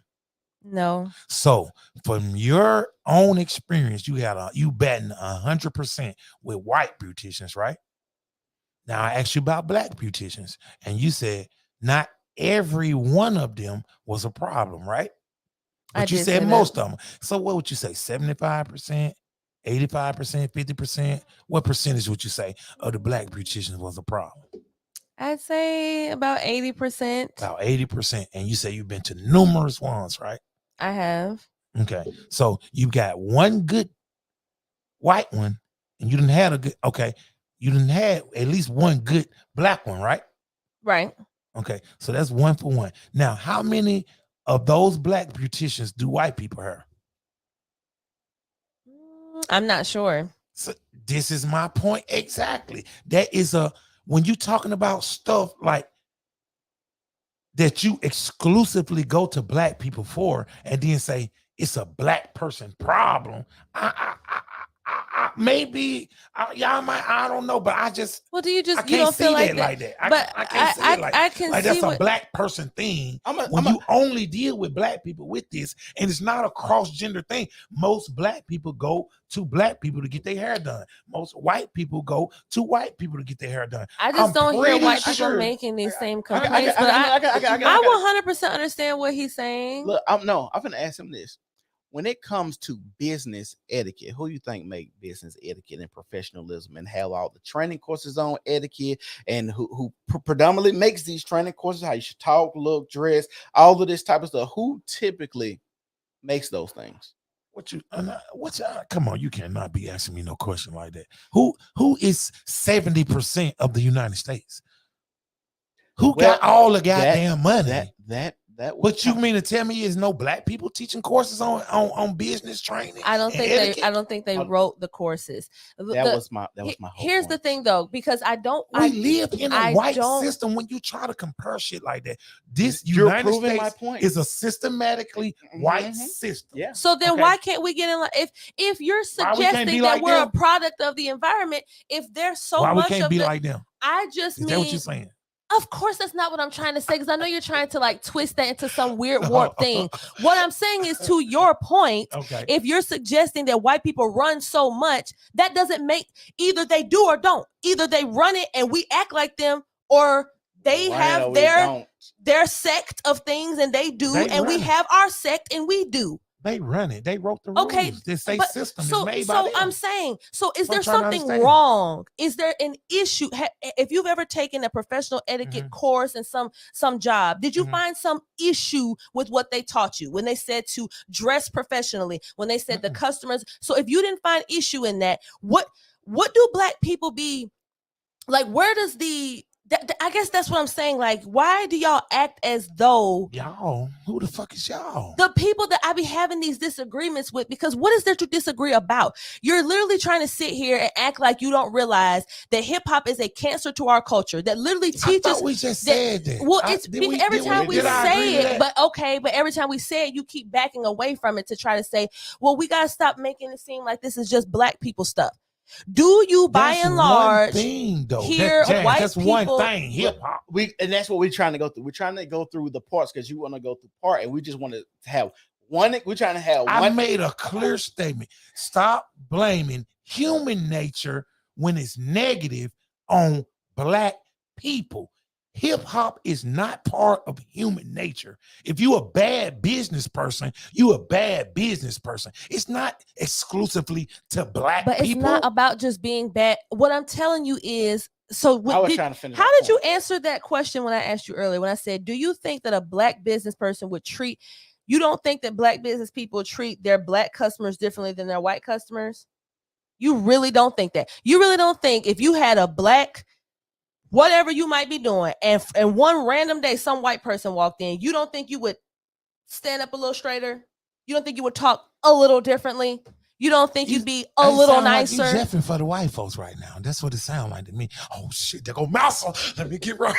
Mouser come. A lot of black people act like that. Yeah, they do. That's called code switching. They got a whole term for it.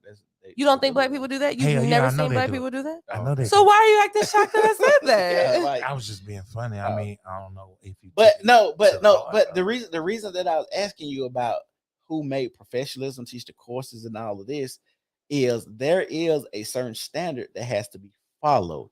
And if you got so many black people now just getting into even just business, and you say it's okay, they run it 70% of them, of course you would just think it's just common sense. If the people are teaching professionalism and they have studies, they spend billions of dollars studying the brain, people, like even when you go to Walmart, the impulse counter, all of that is white people. They understand how to make it. Even the person that called in, Chris, talk about how black people are the consumers. So they even learn how to sell to black people. We even talk about the video we watched, how to sell to a Negro. So they understand, even when they making these courses, how to get the white people, the Mexican people, the black people. But when it comes to us in our business, dealing with our people, he just ran off the cliff. I was with him so far. Keep going. Yeah, I'm just talking in the background. But dealing with our people, we trying to act like people don't act different. People don't. I didn't work for black companies before. They don't teach etiquette classes and stuff like that anymore. I mean, you tell. Okay, I can't even mad. Y'all got y'all mindset, and I can't even. I can't even debate it. But you already said even part of our culture is different with hip hop. They kill more than they do in the other genres. I agree to that, and I agree that hip hop is. I agree hip hop is cancerous. Well, I'm glad you can agree that hip hop is cancerous because that is a hill I would. All I said was don't take things that's human nature and make them a black thing when it's negative, and then take things that's human nature. This is what I gotta make it a good thing when they white. That's not how life works. I don't think we didn't make it a white. We didn't make the good thing. I said that white culture has negative businesses and they treat them better when they white. I didn't say nobody treated nobody better. Y'all can rewind. I actually rewinded on my phone. No, she said that. You didn't say that. She said. But the reason, I said that black business owners would likely treat their white customers better because black people treat other black people poorly. We talk to each other poorly. We treat each other poorly. I'm not understanding why that has to be an argument. That's why Nat Turner got hung because me tried to free the other slaves and the black slave ran back and But I mean, okay, if you want me to give you that, I don't. That's not a black thing because you got some black people that gonna treat you the same. So you're saying, and so what you're saying is not everybody, but the culture. The culture. You think that's the culture? That's the normative for. I don't think. Listen. Hold on. This is a perfect point. It just came to me. I don't think black people say, well, when you go to black people, they treat you different than when you go to black people. If they didn't see a difference when they walk into a white establishment comparing it to a black establishment.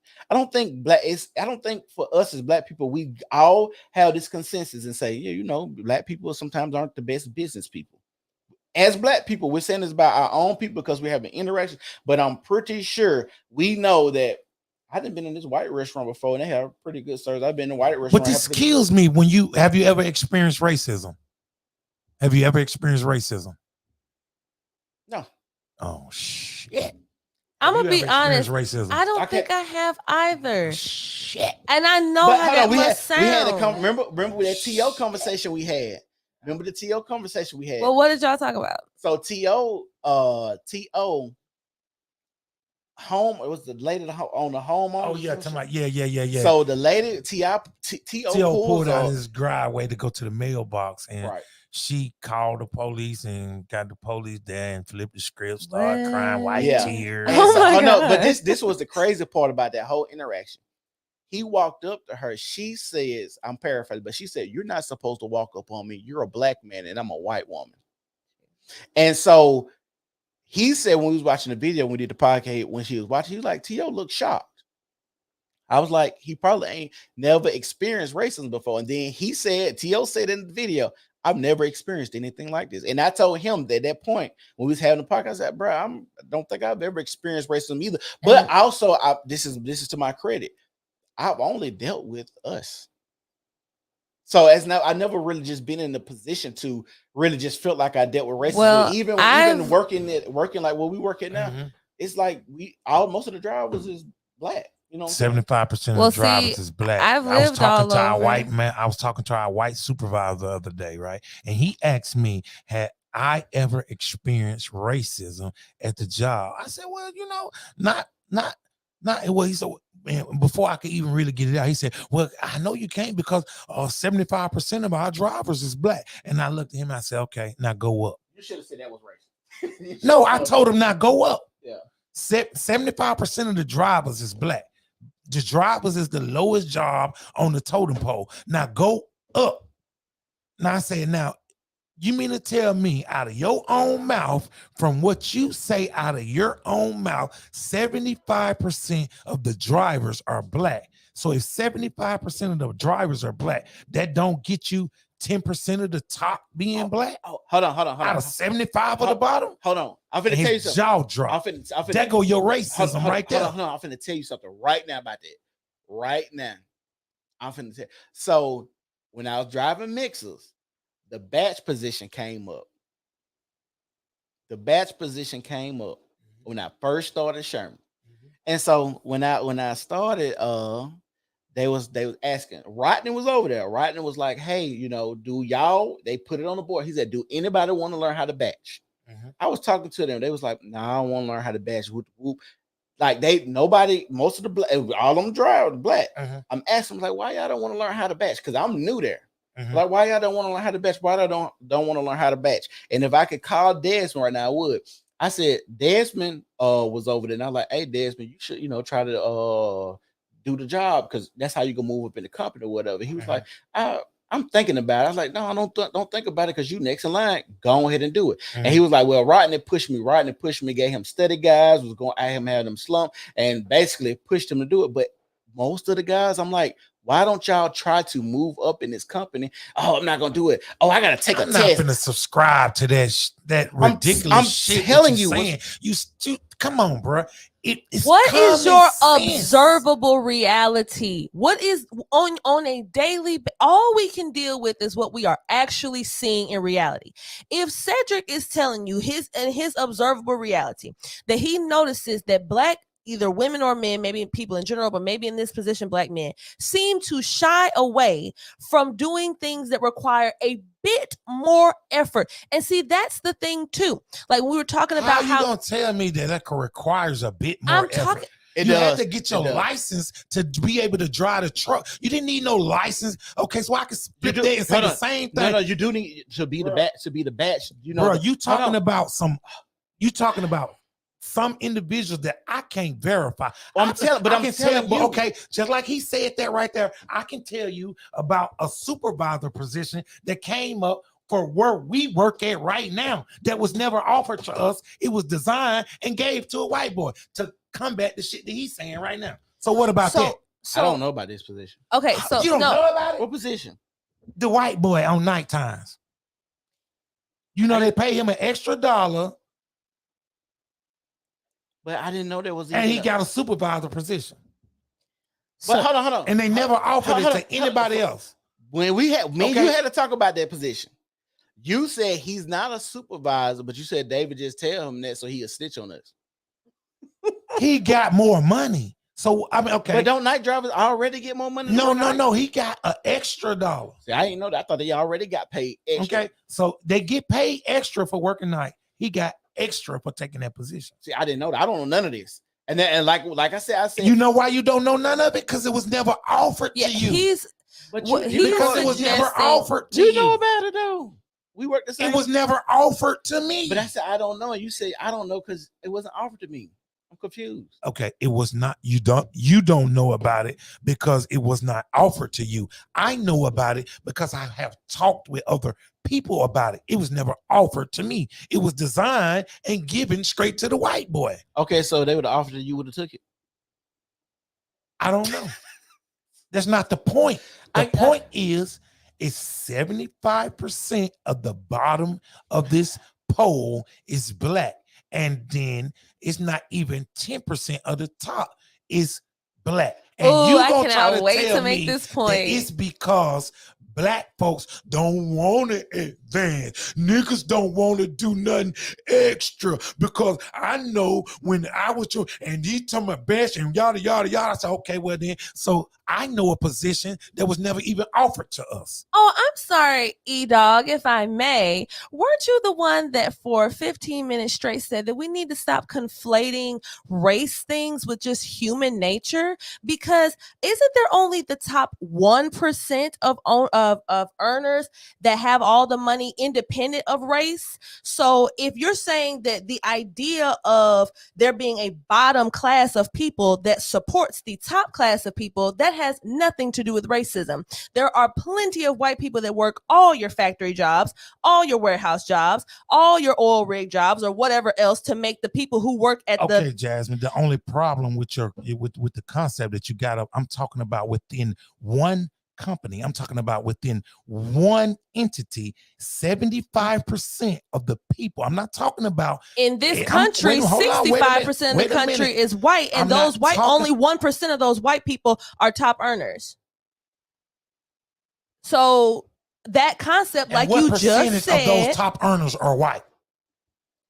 Well, obviously there would be more of them to be white because they make up more of the percentage in general. So, okay, under your logic, then there's no way that 75% of my job, my one company that I work at now, because I'm outnumbered. Wait a minute, let me finish what I'm saying. Because I'm outnumbered in this country, there's no way that at my job I should be 75% of any aspect of this job because I'm only 17% of this of the country. Have you interviewed for these positions, and do you know a swath part of that is people location who have... too, though?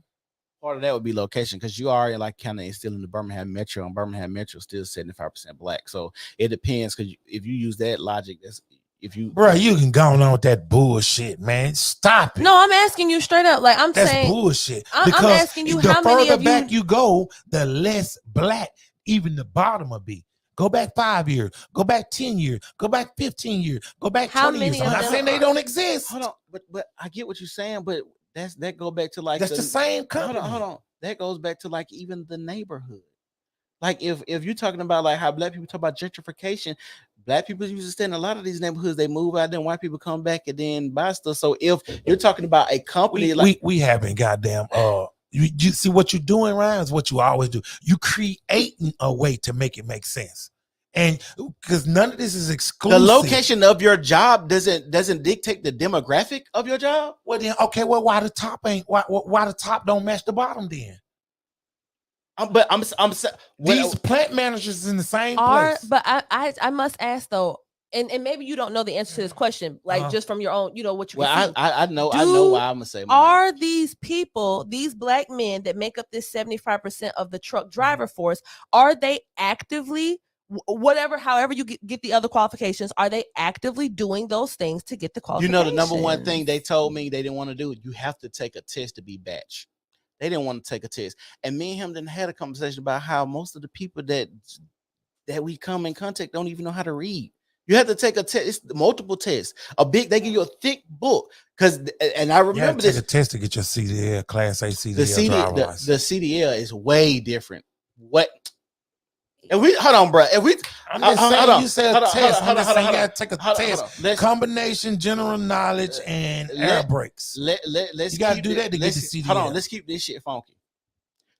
Bruh, some tests people will take to do the bare minimum. When you're talking about a thick book like this, or you have to know laws, bruh, no. You can't tell me that 75% of the motherfuckers at the bottom is black and it ain't nothing at the top, and that's because a nigga don't want to advance. When I just gave you an example of a chance where they wouldn't even let me advance. But I'm gonna tell you this. They didn't give me an opportunity to advance. This is just some real shit though. With our company, the reason most of the people that's in our company that's got those positions, this is real shit.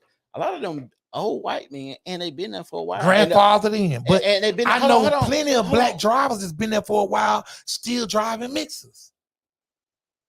But that's my whole point. Is really ain't no upward mobility in our company like that, bro. It ain't. And the people that we have at our company, they old white men that's been there for a while. So if they haven't moved, it ain't no position to even come up to move up. Bro, I just You know, I have to say something too. And that this was is given to a white boy, never offered to a nigga. This is to your credit, E-Dog. I have got to say this. My experience might be totally different than the both of yours because I am a woman. What the racism or discrimination that Black men might experience could quite possibly be different. Because let's just be fair, we know that this is a gynocracy that we live under. We know that women in general are just kind of favored more. And I do believe that there is a social agenda to pit Black women against Black men. So I do think that Black women are kind of given slight more opportunities, or at very minimum, they're given like the benefit of the doubt for certain things so that they can rise up in certain positions and make sure that Black men stay down. The point I was trying to make before the vitriol is just that I don't think culturally that we think about things in a way that benefits us at all. All I ever hear Black people talking about when it's like when it comes to success or something. You just shot me with that. Go ahead, go. Keep talking. Is that I only hear things like be a rapper or be like Cedric mentioned, maybe sports or something. It's like, okay, if you are incredibly good at sports, it is a possibility you'll succeed, but it's like what 1 in 1,000 that might even go I'm talking about even to go D1. Just even play in college, let alone the margin of those people that even go on to play professionally. Even if like, okay, I deal with basketball because my brother plays basketball. Even the idea of him going overseas to play, like he's good enough to do that, but everybody doesn't get a chance to do that. We only think about those two things. We only think about rap and sports. We never think about, hey, how does one become the owner of a company that builds bridges? How does one become Pfizer? How do those things happen? We never stop to think about that type of thing because either it's too mentally taxing or something, or we just automatically count ourselves out. And I get tired of the victim mentality. Thinking like a victim never gets anyone anywhere. Nobody. They used to say, if you don't want a nigga to know, put it in the book. And I stand by that. A lot of our people don't read. I agree. I agree with that. They are illiterate. When you look at prisons, they build prisons. My wife told me this. They build prisons off third grade reading levels. Yeah. And that's why they enforced the school to prison pipeline. Right. All of that. Like but that's what you sitting here denying exists. I never denied it exists. I've never said. The whole point of this podcast was the image of Black men. We talked about. I was under the impression that you felt like the only reason why Black folks fucking up because we don't do nothing but listen to rap. Jazz. Well, I that's basically what I am saying. I think that hip hop has aided in diluting our minds so much. Like you gotta think about, be real with me, y'all. Think about the things that people say in rap songs. Like you could take like 4 main kind of things, like, right? Warner Brothers has diluted. No, because people don't relate to movies the same way they relate to music, and the reason being is because it's the rhythm and is the science behind it. Is just first of all, there's an actual psychological thing behind it, but even past that, so no people has tried to emulate a movie they seen did some stupid shit. No, I didn't say that. I'm saying that that's not as relatable because we already talked about this. We already said that hip hop is part of our culture. It's so ingrained in our culture that we can't even, as 3 grown people, we can't even just as a blanket statement say something needs to happen. Like we need to find a way to combat this because, like Cedric mentioned, it's not even Black people running that, you know what I'm saying, controlling that music. So if we recognize that there's this attack on us being controlled by other people, the Jews, wouldn't the smart thing be to say, okay, we need to tone this down. We need to stop with this terrible toxic connection we have to this music that all it does is promote baby mama culture and baby daddy culture, absentee father culture, drug culture, crime culture, gang culture. But hold on. If you say we not the ones that control it, then how do we control? That's just because white people just find ways to profit off of things. I we not the ones that control it, right? You said that, right? She said we don't control it. So how are we the ones that control what music? We're the consumer. That was a point when you had a balance on rap. You had some of that crazy shit, what you talking about, but then you had some goddamn good shit. But they stopped pushing that shit. That shit stopped selling because they stopped pushing it. They stopped marketing it, and all they want to market was this. So it's like, and guess what? You can't market. Quit. You're not going. Somebody has to buy the product. If no one's buying the product, they stop selling the product. If I tried to sell you chewing gum, if I tried to sell you this chewing gum every single day, this cherry chewing gum, and you weren't buying it, and then one day I put peach chewing gum and you bought it, then I would say, okay, he likes peach chewing gum. I'll try to promote that. If you're not buying, that's consumerism. We're consuming the product. Hold on. I'm gonna say this. This was my point when you was like human nature. We blaming stuff on human nature. It was our understanding, and a lot of people like to think that black people are better than white people, but it held the mindset maybe you are just stuff or just human nature.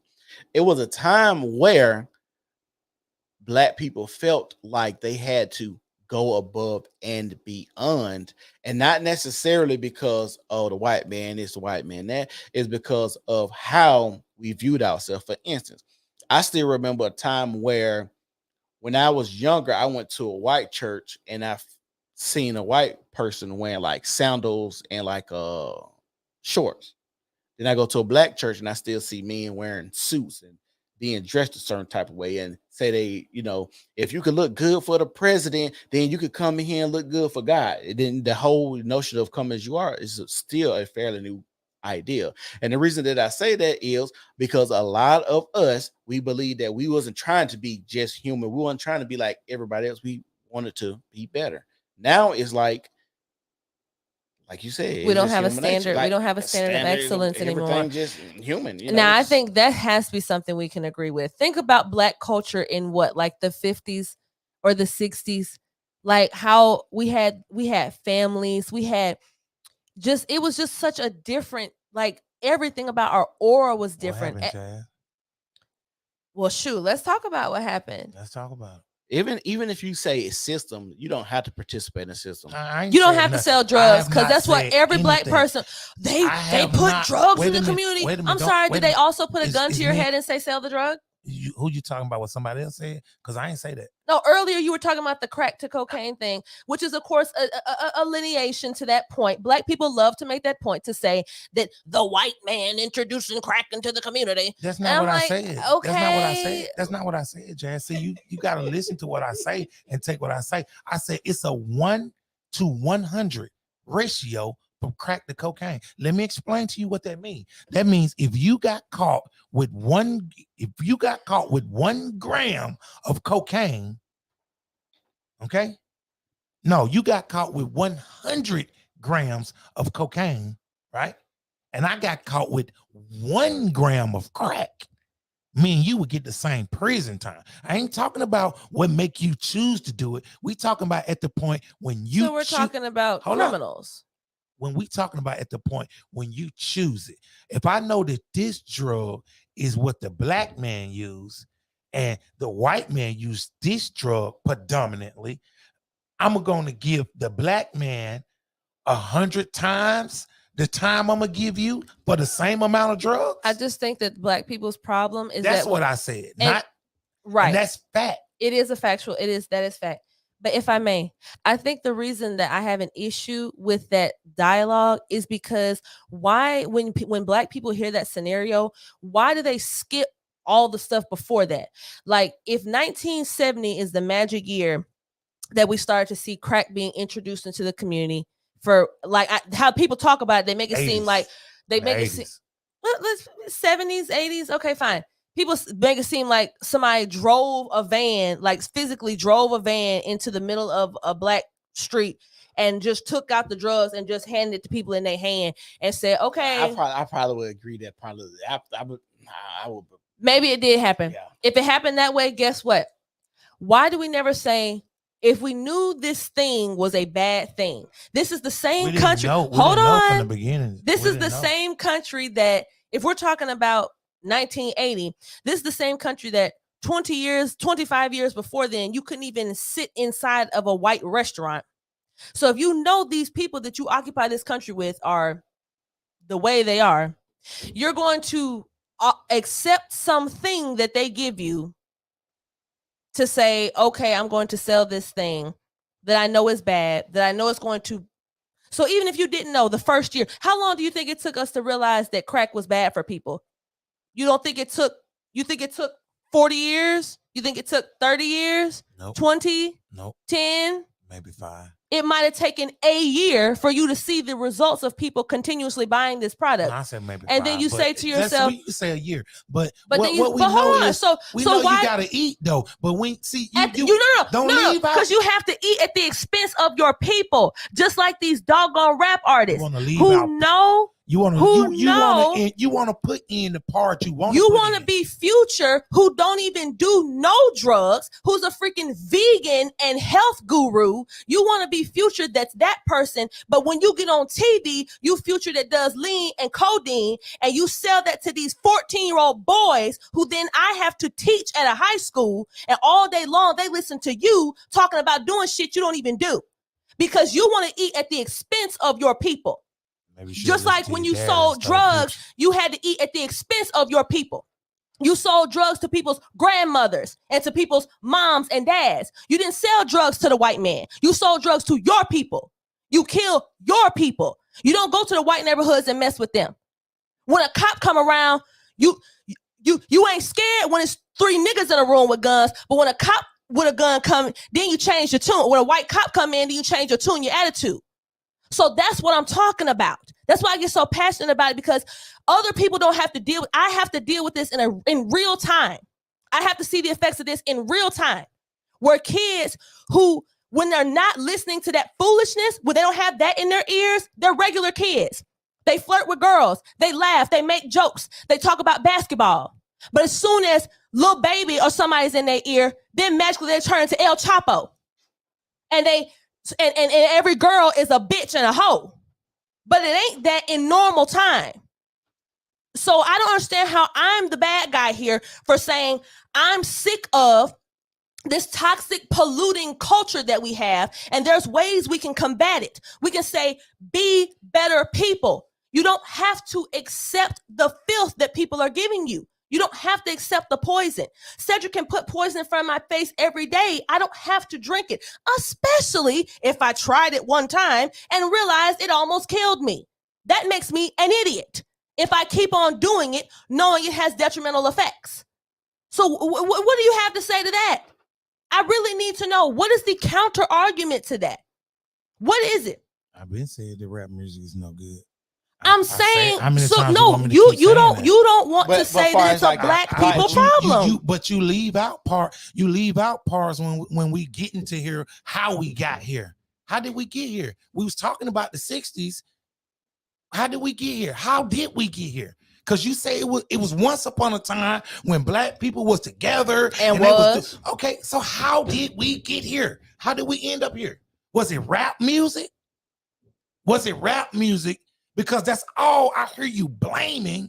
Well, I just mentioned I went on a whole tirade about drugs. Nothing but I heard no blame but rap. So how did we get here? Rap, drugs was mentioned. I think it's primarily drugs and rap. Drugs was rap and drugs was one and the same. Hold on.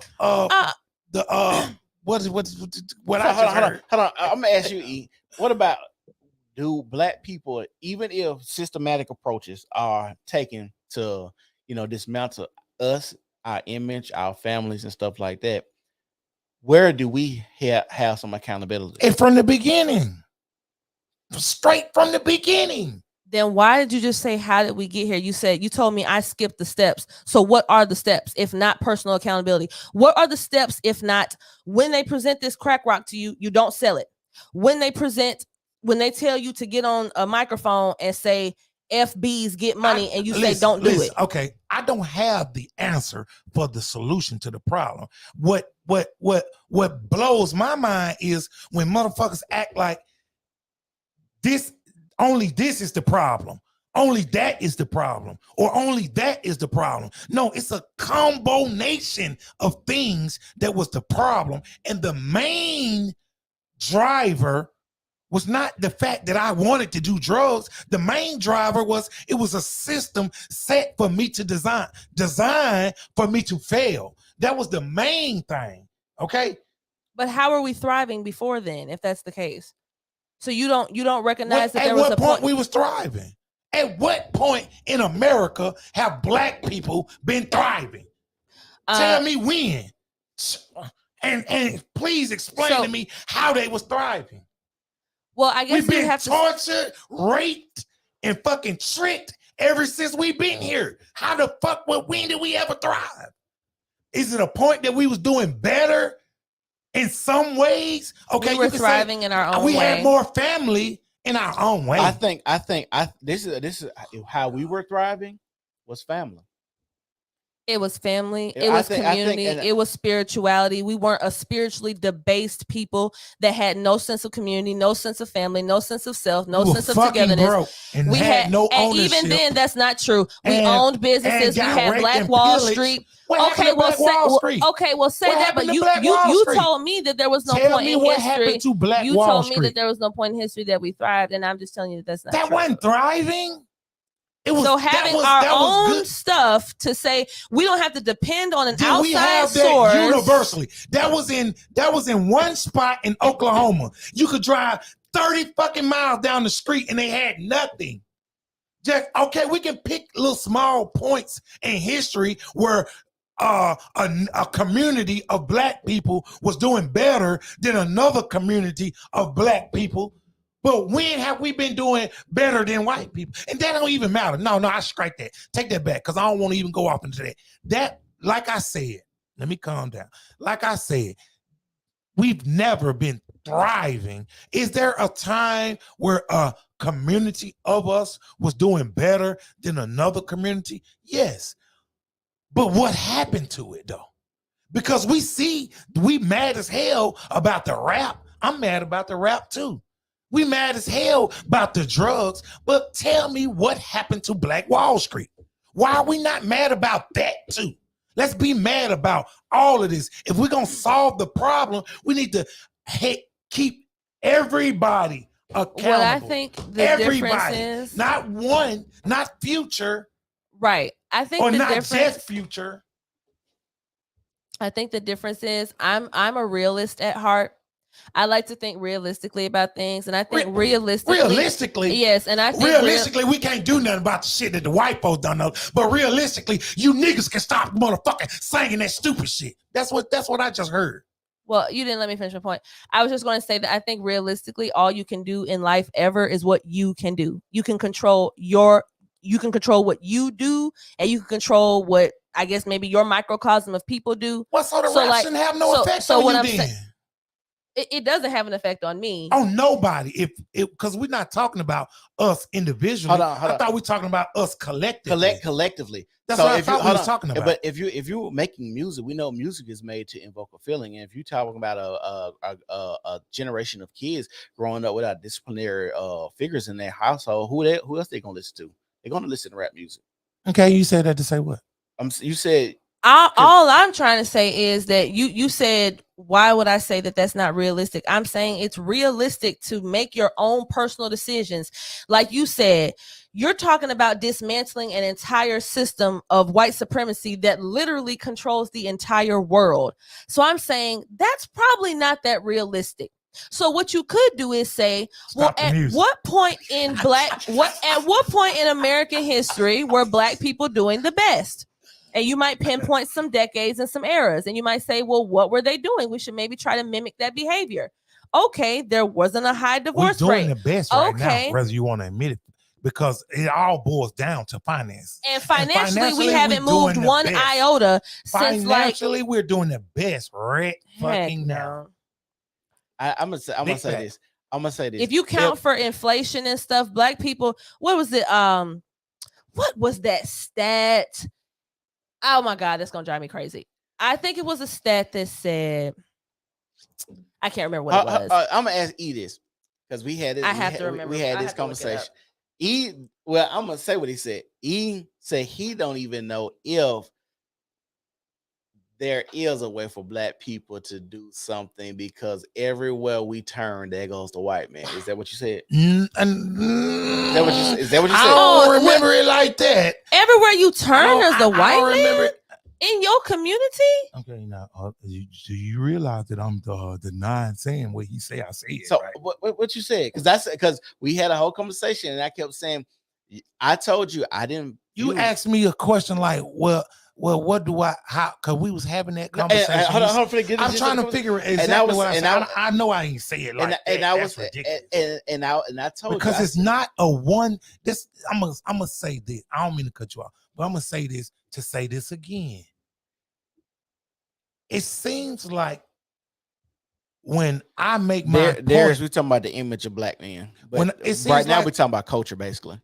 It seems like when I make my point that you only hear me putting the responsibility on the system when that's not just it. But you want to blame everything but the system. You want to say it's the rap music, or you want to say it's the this, or I'm saying it is a combination of all of these things. But if you and we cannot solve the problem until you say if you recognize the system, but you didn't to some extent.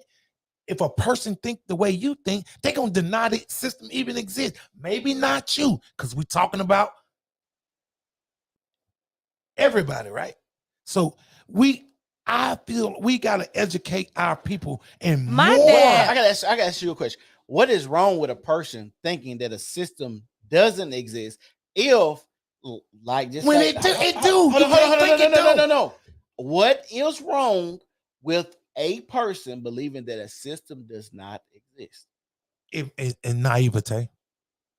What is wrong with that? If they don't feel naivete. Hold on. If listen, you ask me what's wrong with it, I answer naivete. Why is that wrong for them though? Naivete. What else you want me to say? But why is that wrong?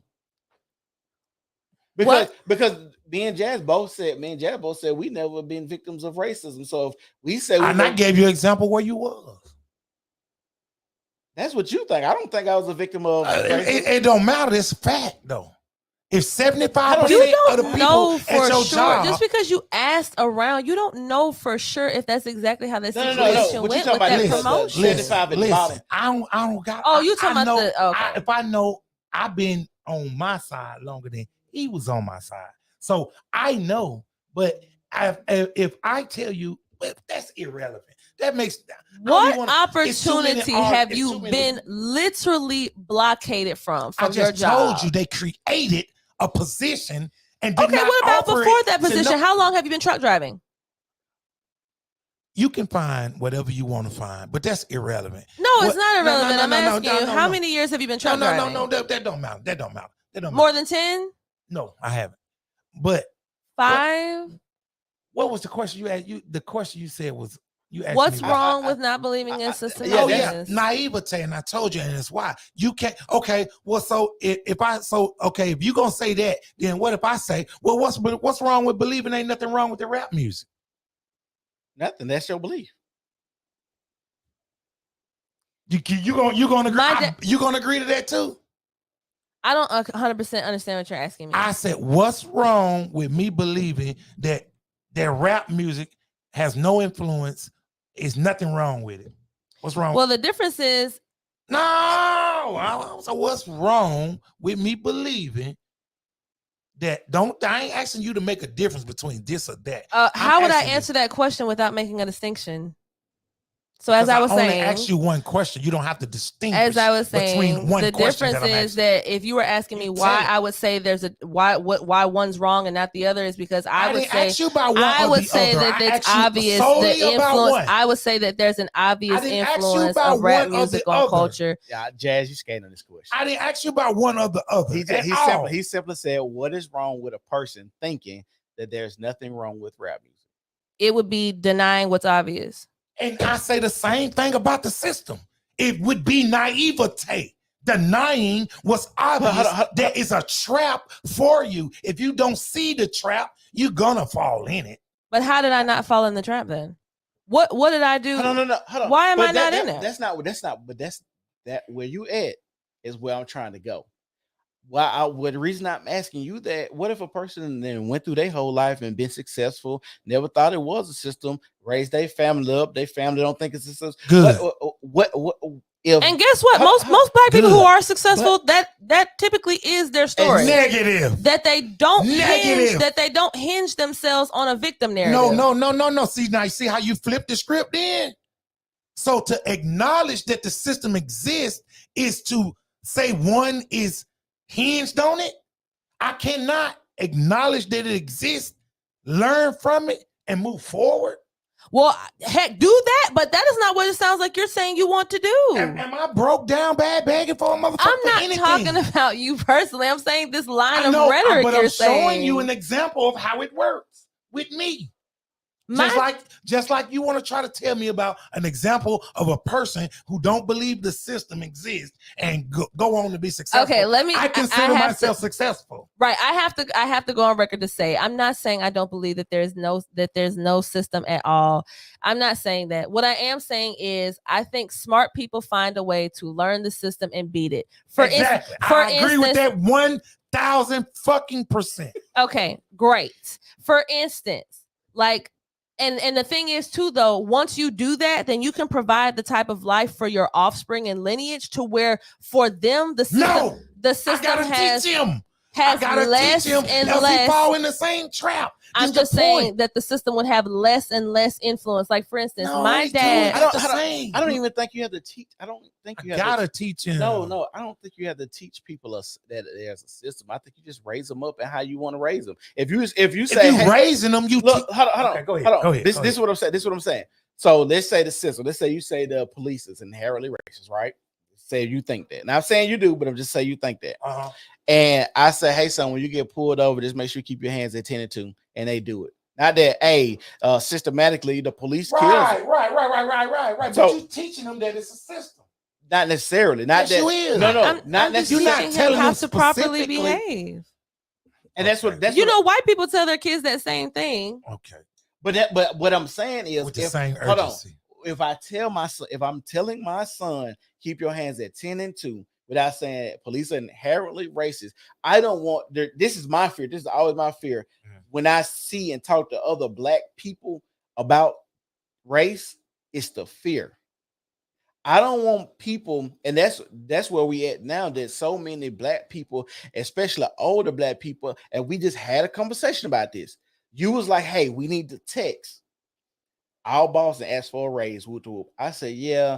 And I was like, you told the other niggas, and you was like, yeah. I was like, I really don't like doing stuff with older dudes because they be scary. Remember me telling you that? And this is what I know, that fear cripples a lot of people from I ain't doing gonna deny stuff. that. And so I never want to put that fear in myself. I don't even talk to my church. I'm never gonna probably really talk to them about racism because, like I said, I don't never even think I've experienced. Do I think there's a system far as this is? So I'm gonna give you something. Me and my wife, we had a conversation. The crack, we used the crack and the cocaine, for instance, what you use.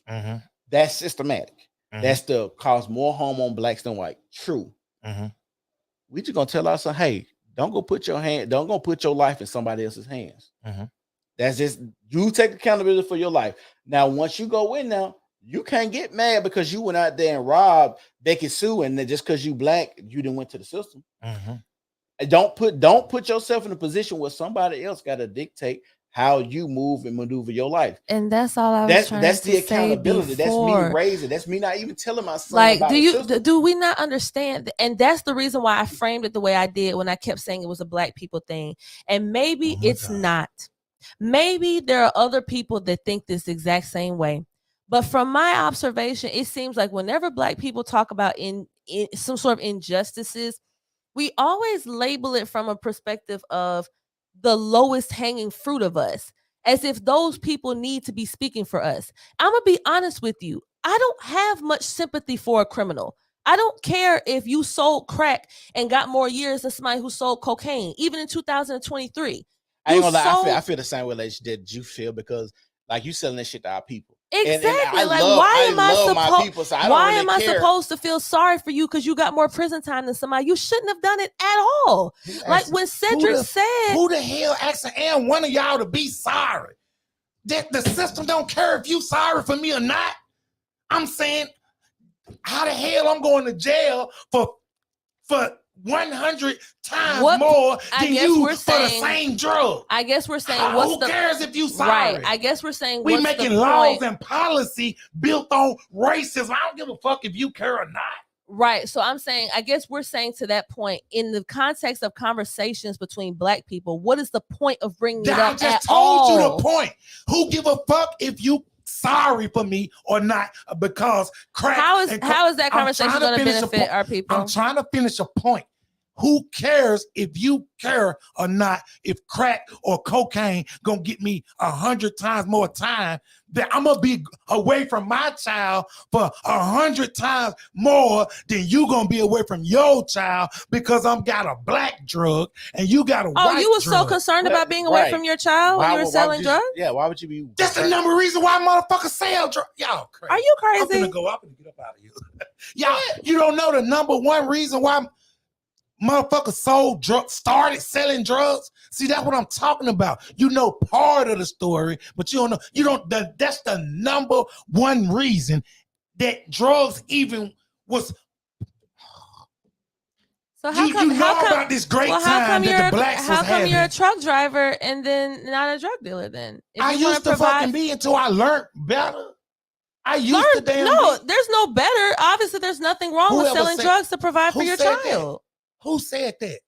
Whoever said that? So there is a better than selling drugs. Whoever said drugs was the best way? We know. I'm asking you now. Of course it is. So why get angry by somebody saying that? Why get angry by somebody saying? That's all we saying. Like what? Huh? Run that by me one more time. If there's a better way than to sell drugs, why sell drugs? If there is a better way than selling drugs, then why sell drugs? Then why sell you drugs? Think everybody got the same opportunity at the same time with the same shit going on with the same damn thing? Do you not know what happened when about this la time that y'all was talking about in the 60s?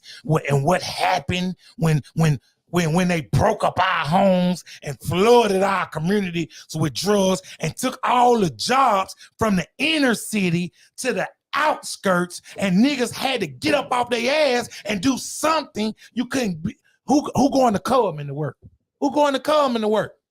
Looking like me. I don't know. My granddaddy moved from Selma to Birmingham to work at Sipico. So my dad did 23 years in the United States Army, getting up every single morning, putting on as he would call it, literally his own words, a monkey suit. I get up every day and get in the truck and drive that motherfucker and fight for a country that lets you tell it, don't care if you live or die. You said who was going to work in Coleman, and I gave you an example of my grandfather moving for a better life from Selma to Birmingham. That's a 2.5. A lot of the people that my dad went to school with sold drugs, even his own brother, and he didn't. So it ain't even no point. No, they grew up in the same household. I'm telling you what happened to our community. Yes, I understand that, but the point do the research, right? But the point you just made. Why so many black people is on drugs and using drugs and in prison for drugs? Why? Because they didn't move from Selma to Coleman? Because they want your dad and join the military? No, because it was set up for this shit. You got more time for this shit, and they took all of y'all. And that was the best move for you to be out in the country and move into the city with a plan. But here's the thing. Jesus Christ. I know you're going to get frustrated at me saying this, but please let me know if I'm wrong. In the midst of every single thing you're saying, specifically in this context of a drug conversation, if my uncle did, I don't remember how long he was in jail. Had an uncle went to jail? So why he ain't do what your daddy did? Hell, that's my question, genius. Why? My dad is the older brother. Because what, honey? It was acceptable for you to do the wrong thing. As a matter of fact, it was the only choice. I ain't gonna say only choice.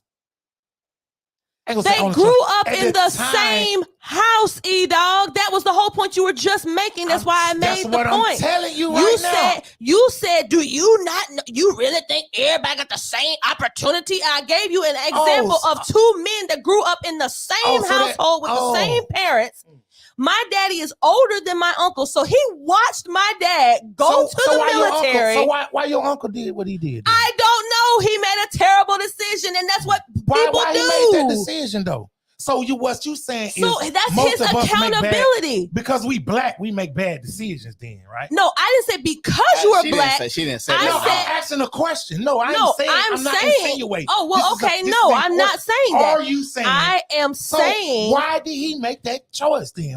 It had to be something.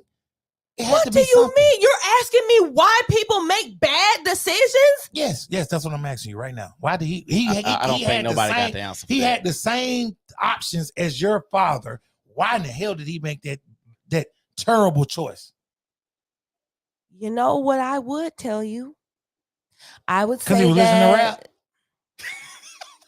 I don't think you know how the age we're talking about. My dad graduated high school in 1989. I'm with the rap, but no, and I'm trying to make a point to you. No, I'm going there. Go ahead. Because, but guess what? You talked about acceptable. You used the word acceptable. Where would black people have gotten the idea that it is acceptable to sell drugs? Not that it is a dire thing that you do in dire straits to fix. That's where it started from. Okay, but when hold on. That's a great point. So you mean to tell me that black people was like, hey, this is our best opportunity right now because jobs moving away and all this, so we're gonna sell. Facts. Documented. Along with a combination. Hold on. You didn't let me finish my question. Okay. Hold on. Oh yeah, my kid. Yeah. On a vast majority, a cultural thing, a vast majority that black people said, "Hey, this is our way. We're gonna sell drugs." On a cultural thing, not just one or two, not just a neighborhood thing, but just black people as a whole said, "Hey, we gotta sell crack because they moving jobs away and doing all this other systematic stuff." But see, you putting everybody in one spot at one time. This was the thing. For the cities, the blacks in the rural areas was banging. They didn't not GD gang. I'm saying don't put everybody in the same boat. This is what happened to the cities. But most people didn't stay in this. Black people didn't stay in the cities though. Since when? That's why a lot. We're talking about the 60s, right? Yeah, a lot of people had land and stuff. Where? My grandparents and stuff like that and Sam. That's why I'm saying this. They was in rural area. That's what I'm trying. Okay, so you know what? To your point, my head is about to blow up. In the cities, the same cities. My family is from the country. In the cities, the same cities that we have now. Okay, blacks was doing terrible at this junction when the drugs got introduced and the party switch started because it's all politics. And this is not absolute. It was some people it was black people in the cities that did not fall trap. It was some black people in the rural areas who fell trap. Okay. Everybody didn't make it in no way, but I'm talking about the predominant move. That nigga said, "No, that ain't fact, bro." I don't give a fuck. I have a question. I researched it. No, I actually just want to ask a question about get your feelings out of it and listen. You can learn something. God, why do I keep losing my train of thought? I'm sorry if I threw you off. I promise I had a question and now I lost it. Yeah, because you just took me all off my rocker. I'm just basically saying, you were talking about in the cities. It was different than it was in the rural area, and just why like is it opposite different now? And that's fine. And let's stick with that point. Here's what I would say.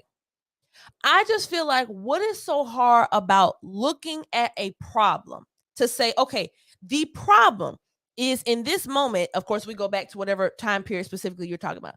Okay, the problem is they are moving the jobs. They are outsourcing the jobs to more rural areas, probably because the land is cheaper or something, or it's more, whatever, for reasons they might be doing it. No, it was intentionally. Okay. Well, there were white people in the city too that it would have inconvenienced. So guess what those white people did? they moved to the suburbs. They And said, guess what you could not do? what I'm saying is, Guess what you could not do? when you say could not, Illegal. They used to write mortgages up that you couldn't even sell this house to a black person when the suburbs first started.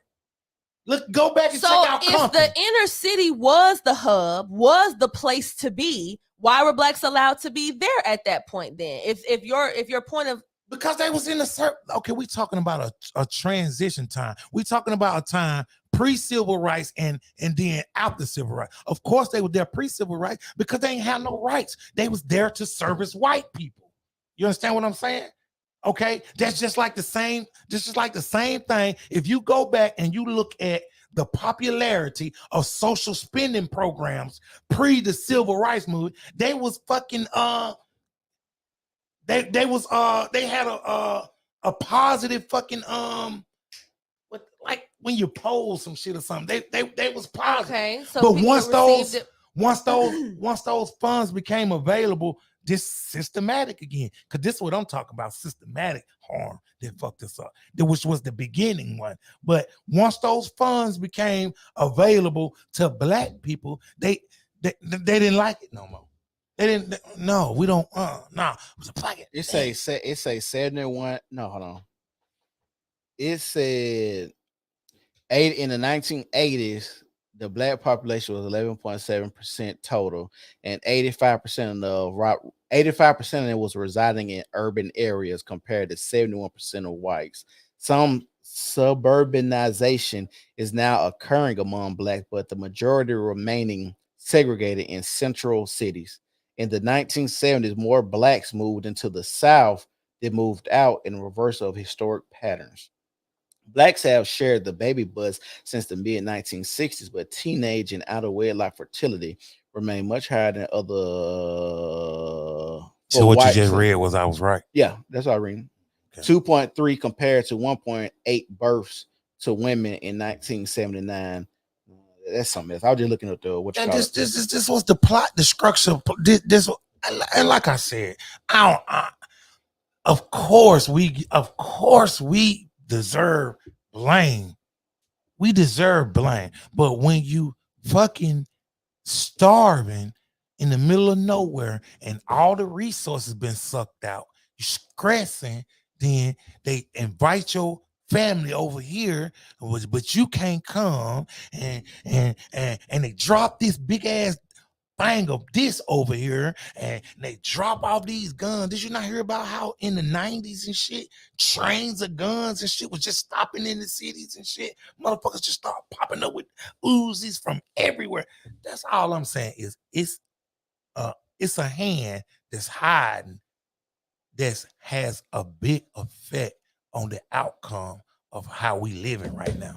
We need to notice that hand, and I totally recognize that hand, watch out for that hand, because denying that hand, just like motherfucker tell me, wow, well, I don't sit around and worry about racism like you do. So if I'm worried about racism, why the fuck am I working at this job for white people? This is me and David talking. Oh shit. We online. Y'all done got me going, man. I'm finna go. Oh my God. Well, I'm just saying, I think that beat my voice out or something. To me, I 100% understand what you're saying. I need all black people to know that, because I know most black people that I talk with this type of stuff about, I know they think that I don't recognize what you're saying at all. What I'm saying is, what is the better solution to a problem? To first know it exists. But that was my whole point when exists. That was my whole point when I was having a conversation with him the other day. Because I kept saying, and I it maybe not have been verbatim, but I said, so basically, you saying ain't no hope. That's what I said. So basically, you saying there ain't no hope for black people. Definitely what a lot of you black was like, people you did sound exactly. like. And so me, I don't have a victim mindset. I don't think that personally. I don't feel. I like Darius's point he just made. He says, even though people have been saying stuff all chat and we have not been acknowledging them, he says, but you saying you had to take what the hand gave you to eat.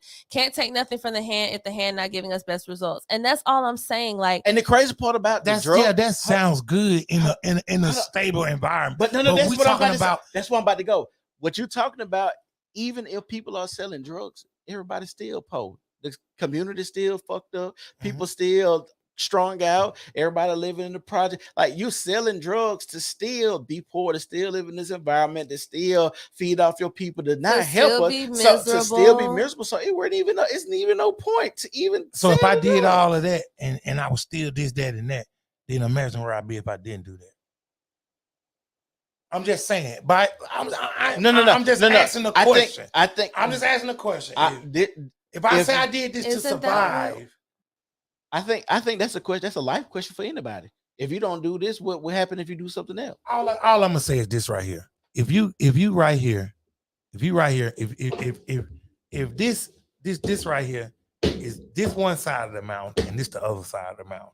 On this side of the mountain, and it's fact, but I mean the specifics might not be the same. But on this side of the mountain, you got 5 choices. On this side of the mountain, you got 5 choices. You understand what I'm saying? Okay, on this side of the mountain right here, it's 4 bad choices and 1 good choice. Okay? On this side of the mountain, it's 4 good choices and 1 bad choice. All I'm saying is don't act like you shocked when it's more good come off this side than that side. You understand what I'm saying? Don't act like it's no big thing when it's 4 good choices over here and 1 bad. So I got one good. I got a great question for you. Do you think with the drug epidemic, you don't think black people were smart enough to find a better way? I think just like with the way politics is today, you think black people ain't smart enough to go vote for who is right for them and who gonna push policies that's gonna be better for them and their well-being? I said for the drug epidemic. I'm making a comparison. I think that at the time that was the smartest choice. That's what you're saying? No, I'm not saying it was the smartest choice. I'm saying at the time it was so much going on and people trying to survive that they got caught up in the minute. But you do realize you're not surviving. Also, and another thing, let's just be honest. And this ain't even like me trying to throw an argument point. I'm actually genuinely curious about what y'all think about the logic behind this. If everybody is poor anyway, like how much money are you really even standing to make selling these drugs? Like, if there's 10 poor people, that's my whole point, and I'm selling this, like, how much money are you really standing to make? It's only like Darius just said, the drugs. To that point, what would be the difference in shining shoes? I don't know much about drugs, so preface that I don't know what drugs cost, but let's say if I want enough to get me through the day, and it cost me $20 to get that. You couldn't have gotten $20 from shining somebody's shoes, from cutting somebody's hair, from cutting somebody's grass, from baking somebody a cake. You couldn't have got them same $20 doing that? Yes, you could. I'm genuinely asking. And see, that's why this is the question that I go back to. Is we smart? Is we smarter? Is we dumb? Because to say that your options is lacking, but we supposed to be the people that's so resourceful, and we got beat down, and the system's in place, and we come up, but then it's like we're supposed to be, or are we? From what you say, we ain't, because you say the best option at that time, because of the lack of options on this mountain, you got 4 You're bad talking choices. about one subset of people. How many times I got to sit here and say you're talking about one? Hold on. But going by what the demographic I just read, 85% of black people lived in the city, and we were talking about drugs. And you said drugs was flooded into the city, so we're talking about most of the black people. That's a good mass of people. Yes, from your stat, I went and read 85% of the people lived in inner city. You said drugs flooded inner city. And so the 85 that was in does it not bother you? You're right. Does it not bother you that does. People sold drugs to their own people? Yes. Like Darius just said, like way more people suffered. Crime. Do you think that I agree with it? You think that I agree with it? You're so vehemently defending it. It almost No, he's not defending. He's not. I'm not gonna say that. He's defending the I'm options. bringing light to the fucking system that was set there. Or but you and I both know that selling drugs was not the only option that people had to make money. We just said that the anybody ever say that? So I'm talking about one specific set of people, first of all. Not everybody who was, if it was 85% of the people that was in the city, not all 85 of them fucking sold drugs or fucking used drugs for that matter. Then how, okay, obviously not, but obviously drug culture became very prevalent in the Black community why you ain't on drugs then? Why he ain't on drugs then? I guess the same reason why my dad didn't sell drugs when the rest of his classmates did. Because of rearing and because of personal smart decisions. Self-accountability, I think. Oh, okay. Is self-accountability a bad word in the Black community or something? Oh, I could have swore, but when we first started this conversation, I mainly said accountability goes to who? Us. But we not gonna sit here and because y'all want to hear what y'all want to hear, but we not gonna sit here and act like Future is the only problem. I could have swore I've been said that 1,000 But hold on, we didn't say that. We didn't say that. We was talking about one particular thing though. And what particular thing that was? That was drugs. That was drugs at that time. And then we was talking. And about we talking about rap. drugs the whole time. No, we was talking about drugs was not related to the rap. What was Future singing? What did you say your children? Who do you say your children at school when they start singing Future? Who they think they is? That's how I said El Chapo. What do Chapo do? That's how we got on. What do Chapo do? I think that might have been how we segued to this point. Exactly. You right. I'm wrong.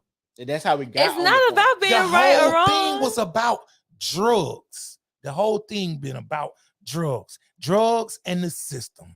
It's been the whole. We had a whole conversation about who sell the best records and all that. We was the drugs is later. No, I'm talking about. Oh, all right. This last end debate that we've been having has been about drugs. Yeah. Rap music because it promoted selling drugs. But she had like 5 or 6 things. She said that's the only thing we ain't talk about. Nothing else. That's the only thing we talked about. Bitches and hoes. The only thing we talked about was drugs. So do you feel like, are you the type of person that feels like, and I guess the last point I remember making, because like what Darius says, is decision making. I just think ultimately we do better. Like if I had to guess, I think the reason why my dad, he created a great life for me and for my brother. He could not have done so if every day he said to himself, man, the white man just keeping me down.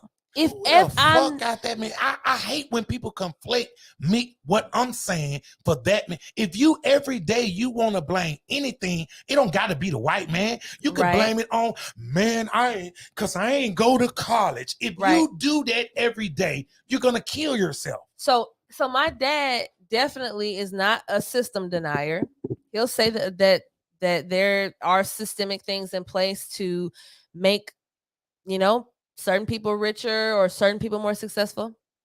But then he doesn't spend too much time on that because he understands that, yes, you can acknowledge it, but then you have to just find a way to maneuver and adjust. And be that's resilient. All I've been saying the whole time. That's what I've been saying the whole time.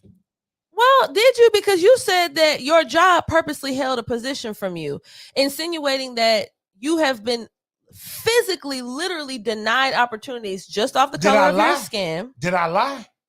As opposed to saying, did I lie? Oh yeah, this was my point too.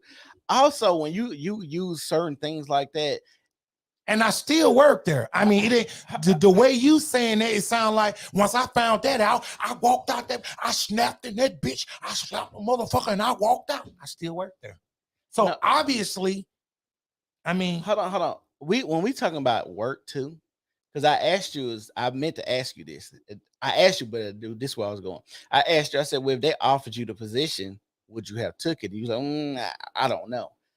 When we talking about jobs too, a lot of stuff people do and give people positions because they feel like they're suitable for, or it could have been a conversation. Hey, I'm trying to go to night shift or something like that. And don't say that don't happen. I'm not saying. Okay. Of course it happens. All right. I'm just saying that could have been the instance even in that conversation. But we're not gonna say that though, because that was not the instance. I don't know. I'm not talking about one thing. I've gave you two different things. I gave you two different things, and I'm gonna throw a third one in there. How is it that the white boys got keys to the shop and nobody and we don't? Do you got a key to it? Bro, I didn't even know that. I don't even care about a key to a shop. That's not the fucking point. So I wouldn't even know if you just didn't tell me. Every white boy you work with has a key, and no black people have a key. If that's what you're saying, then I would 100% agree with you. That is really effed up. Look, I don't even know people have keys to the shop. I didn't know. I just thought everybody was locked out of the shop when they was locked out. Well, that's what you thought. That's what they want you to That's think. what I'm saying. That's what they wanted you to think. You know what? Half the stuff that you That's tell what they me, wanted you to think. half the stuff you tell me, I'm like, okay. Like you said, all the white boys got keys to the shop. I'm like, okay. Well, I just wonder, and I'm genuinely asking, like, because you didn't tell me, because I don't think you wanted to tell me at the time. Maybe now you can tell me, like, how long have you been doing this profession? Maybe about 6 years. Okay, so you've been doing this for 6 years. Mm-hmm. So how long did it take you to realize there was some sort of disparity in like the types of things that you're talking about? I came through the door knowing it. I don't know what you mean. I came through the door knowing it. It's been everywhere in every place. I mean, you can't escape it. I ain't gonna say that because I worked at Hubble, and you're not gonna say that. I'm talking about my experience. Yeah. But when I worked at Hubble, so they had this brand new robot. I'd never forget. They had a brand new robot, and everybody, it was mixture of people, mainly black, but then they had some white boys. They knew was gonna get the robot, make your job easy. You sit down, all you do is put the things in the tray and you push it through. The robot grind out the parts, put them power on, right? But none of the people they actually had a tryout, like they had a tryout or whatever, like who want to work the robot or whatever. And it was some other people that ran the robot, but the white guy that was over it, Mr. Jim, me and him used to talk every day with the whoop, and he was like, Cedric, I like you. You're smart. I think I would prefer you over there on the machine more than anybody else. I'm like, okay. And so he put me over there. I was chill. It's like, this is a white man giving me an opportunity when you got other white boys over here that can probably run the machine just as good as me because it really is self-run. But the white man said, hey, you can run this brand new machine. I'm sitting down. So racism is over with. Thank you, Cedric. You solved racism. No, that's not what I said. I'm trying to see what the point of that was. The point you're making is you said it happens everywhere. I still agree to that. And I told you, like, I haven't experienced. You said my also, I still agree to that because you had a situation where I'm a teacher. So like I teach with Jefferson County now, but for most time that I've been in Alabama, I taught Birmingham City. So to your point about how it, like at your job, you said it doesn't make sense that y'all's labor force is 75% black, but then the people at the head are typically not black. Are not black at fucking all. Not black at all. So that is not something that happens across the board. For instance, in Birmingham City, the district, like 90%. The superintendent is black. The assistant superintendent is black. Most of the principals are black. And mind you, this is the highest paid district in the state. Oh my God. So these are the people making the most money in this field in the state at Birmingham City, and they all happen to be black. Birmingham City school teachers make more. Yes, they do. Make more than anybody in the state. Yes, they do. Shit. I don't believe that. I don't know why you don't. The state, I don't believe that. The state offers more fun. Birmingham City school teachers make more than any school teacher in the state. City school teacher. Yes. I don't believe that. I don't believe that one either. I'm telling you, they do. It might be. I thought I could when I worked at Spain Park too, and I thought they said they made more of that. Oh heck no! Definitely at like independent school districts like Hoover City, they pay their teachers like some of the least because they don't have the funding. Oh, I was sad when I seen one of them ladies checks. Even though I was like, damn, this person only making $32,000.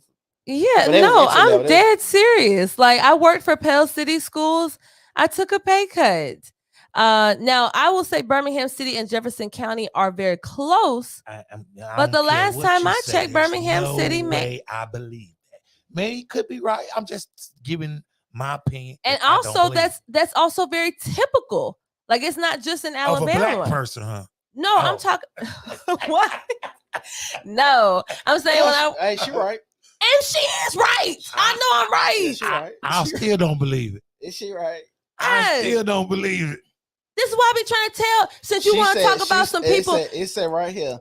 It said the average public teacher salary in Birmingham is $53,021 as of February 27, 2023. But the range typically falls between $44,000 and $64,000. Salary range vary widely depending on many factors, including education, certification, additional skills, number of years, and high school profession, online, real compensation data, and other websites. Yeah. listen. This is. Wait a minute. Hold on. Wait a minute. Look up a different. Look up a different one. How you read that? No. Before we even look up a different, how did you read that and surmise from that Birmingham was the highest paid? I didn't hear you read nothing. No, because it's a graph right here. That's why I said. Oh, no, because I'm tripping. I'm like, no. The graph. He trying to pull. No. The graph is. I'm gonna show it to you. The graph got Birmingham the highest on there. Oh, but I'm just trying to let you guys know this is typical in every state because they need you heard what I said. That's teachers so badly. What was it? Maybe Memphis. Oh, it was Memphis. They were giving like $10,000 sign-on bonuses to teachers to come out there and teach at Memphis. And they City was letting schools. convicted felons. I seen they were letting convicted felons be police officers. What? Yeah, I heard it. I ain't. They drastically Memphis. No, Memphis. Darius said that's most industries. The Beeham City school system is rare. Most industries are dominated by 75% black workforce and management mostly white. I agree, but Beeham City is rare. It's mostly black employed. I'm just saying from the educational and they know field, that what I was saying. What? From the educational field period, though, that when just I made doesn't the happen to be comparison about the 75%. That doesn't happen to be the truth in the education field. That's all I was saying. So guess what? That's the field I work in. So obviously that's not relatable to me. So, but if you go to Walker County, I bet you that ain't the same. I bet you they work. Or the further out you go into rural America, this is not the same. What exactly? Because the school system is dependent more so because it's location. Right, because it's divided. You got to live here, and here to go here. But when you talk about a job, when you move away from the school system, you can live here, or here and go to the job. But I see what you mean. No, I get what you're saying. Like, jobs are obviously not contingent upon where you live. People can commute to their jobs. Exactly. And you don't have to. It's a good old boy system, but I don't. Yeah. But who would have known we would have gone this long about this? About the good old boy system. We didn't even play the other video. We ain't talked nothing about Michael B. Jordan. We probably been talking about Michael B. Jordan and Jonathan Majors. Hold on, he did. So while he's pulling that up, I'll go ahead and lay the foundation, if you don't mind, Cedric. You gotta go eat. Not yet. Oh, I was just gonna say. So basically, with the picture he's gonna pull up, it's a picture of Jonathan Majors and Michael B. Jordan because, of course, they're in Creed together. I ain't talking about that one. I'm talking about the pink. He had the pink. Oh, you talking about Jonathan Majors' photo shoot? Oh, okay. So Jonathan Majors did a photo shoot for That's Vogue. the dude who is competition in. Yes, okay. and he was also in Ant-Man and Quantumania, the one that just came out. Okay. So he's kind of in this like this rose, like it's like this like big robe of kind of roses or whatever. Like, you know how they did like the kind of 70s pimp kind of vibe. Nah, he looked fruited out. Don't try to act like he a 70s pimp. Okay, but no, here's the thing, because I actually am in a weird place with this discussion. But she like him, so she's trying to get him. No, that's not what it is. Because I want to know, do you not recognize the aesthetic of like a 70s pimp?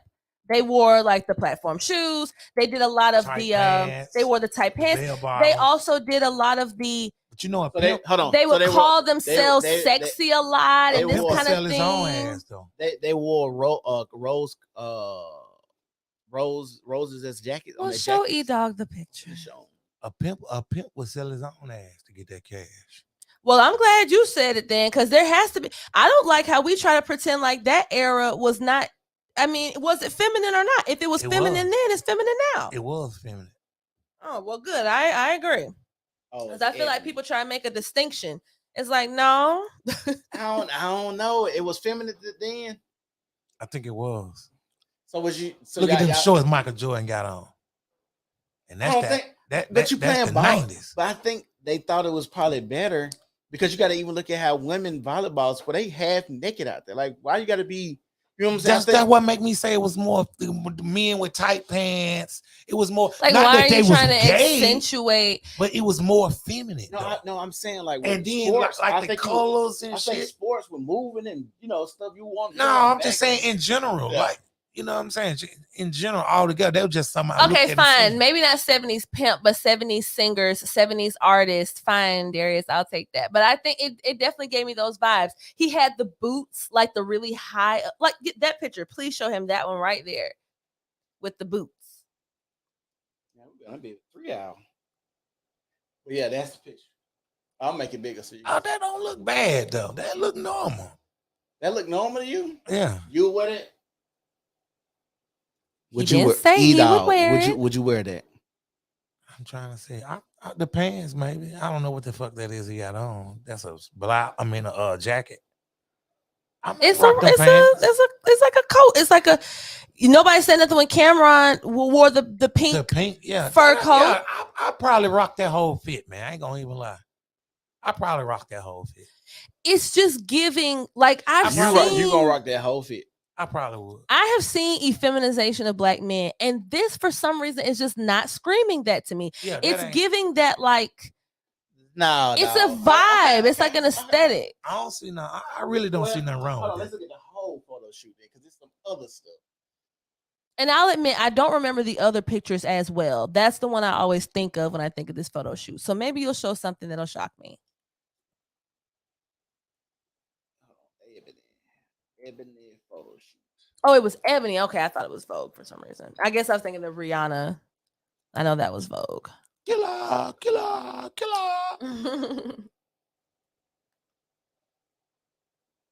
I hate when my lips start peeling. Oh, I'm on the wrong. What you call it?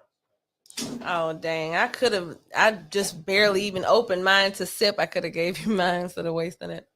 That nigga said show them hugging each other. That was kind of fruity. Yeah, that's what I thought you were going to show. I'll show that too. So show the one right. Enlarge that one right there on the Which right. one?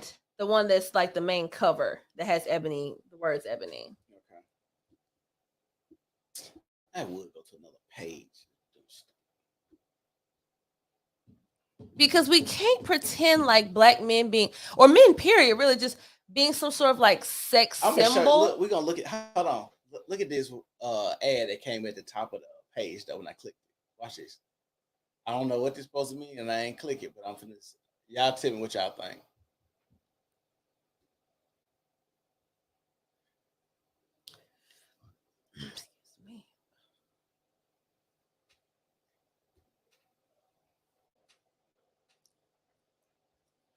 Yeah, tell me what y'all think. The internet done messed me up because I don't have no patience for nothing.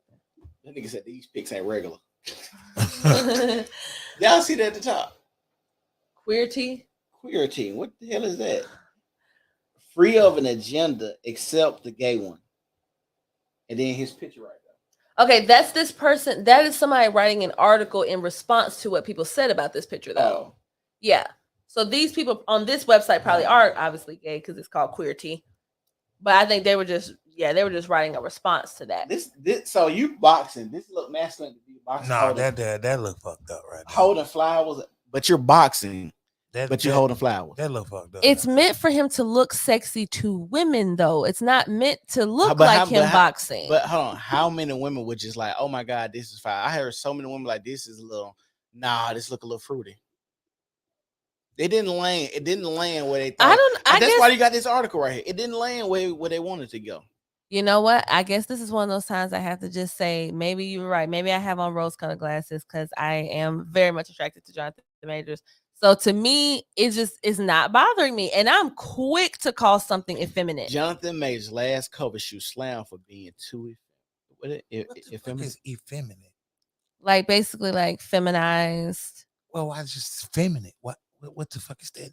I don't even effeminate. That is a weird ass word. No, it's definitely a word. I'm an English teacher. I know it's a word. Why not just be feminine? Yeah. For being too feminine. That's effeminate means. Well, feminine is woman. So feminine, of course, is like female, like FEM, female. So the reason the word is effeminate, I think, is because it's trying to say like a man. It's inappropriate for a man to act. Okay. Yeah, like yeah. It has so if you kind just say feminine, then that would naturally you would be talking about a woman. Yeah, likely you would call a woman feminine. You would say a man is effeminate. Okay, I get it. I get it. Because I would just call it feminine. It's not a new thing. It's not just because of the because trust me, people do be making up words. So I thought it was gonna be part of the what you call, but see this one LGBTQR plus NLOMGIHT. Mm-hmm. I mean, y'all act like the man, y'all act like he got on like lipstick or something. He has on the color scheme is red and white. He has on red and white. He has on white and red sneakers. He's holding a thing of roses. Ask yourself, you're shooting this because you're in Creed. What does this have to do with boxing holding roses though? Like, what is the association? They throw roses at people when they win matches and stuff. You seen somebody throw a rose at a boxer when he won? Like the pedals. You've never seen that? Name one. I've seen that in movies and stuff. Name a person you seen. But that ain't it. I don't give a damn. You can always find some exception to the rule, or that ain't it right there. That shit look kind of fruity. If it was like some coming to America type stuff. But even then, they didn't do that. They did it for women. They would drop rose petals on the ground when the women walk. Like even when you get married, they drop the rose petals on the ground. They do that for men too. They did it for the Prince Hakeem. They coming to America. See, this is what I'm trying to get you to understand. There has always been an air of effeminacy or effeminization of Black men in media, things that we've probably over time have accepted. So I got a question. Why when Martin wears a dress, it's an issue, but when Robin Williams wears a dress, nobody said they're trying to feminize white men? Well, to be fair, that was like a one-time thing. That's not something that typically happens in popular white media. And I feel like a lot of I just think that that's something that Black men should feel uncomfortable doing. Well, you got to remember one of the most popular like early gay sitcoms, Will and Grace, they had 2 gay men on it.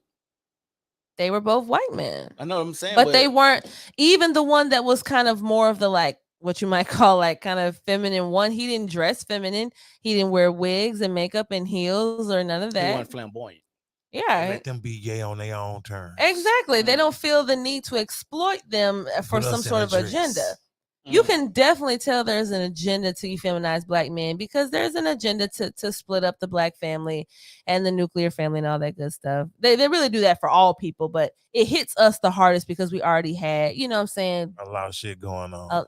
And at the bottom of the barrel. A lot of things going on. What they say, if white people get a cold, we get COVID. Hey, you know what? That's a good one. Yeah. Okay, so Darius even just said it. He said they used to throw roses for boxing in the 50s. This is clearly a throwback style shoot. It's meant to show a more older aesthetic of stuff. Now, if you think it looks gay, you think it looks gay. But I'm just saying. I used to throw roses, but like the article says, so is you like it, but you're attracted to him too. But it didn't land well. It did not land well. I couldn't. That's why this article is being written. So go to another picture. I'm starting looking at that. Yeah, one of them was the one with his legs crossed. I don't like that one. I very rarely like seeing men with their legs crossed. Even look at this one. Hold on. What? All right, nigga. Hold on. Bullshit. No, but look at bruh. Man, come on, dog. Which one is it, I'm finna pull it up right here. Come on, dog. Now, this don't make no damn sense.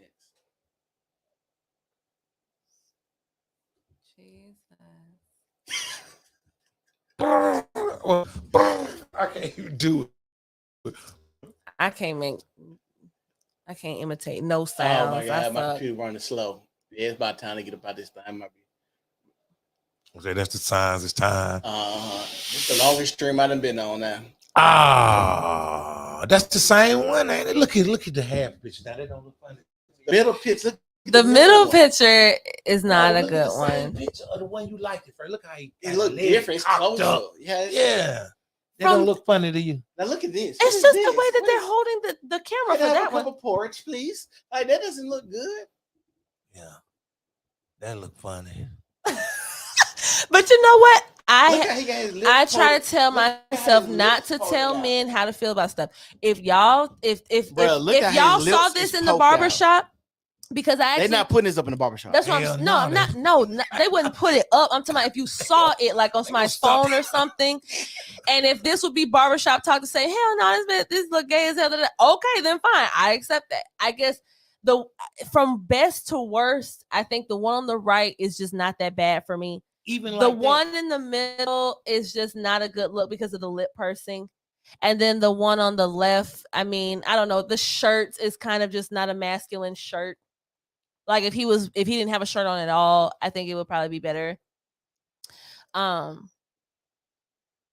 you know, this nigga lips poked out like they put some lip gloss on his nigga. Now his lips are naturally that color. They are. Jazz, you tell me this nigga ain't airbrushed like a motherfucker right now. Anybody on a magazine cover would be airbrushed. What to look for his lips to look like it though? One minute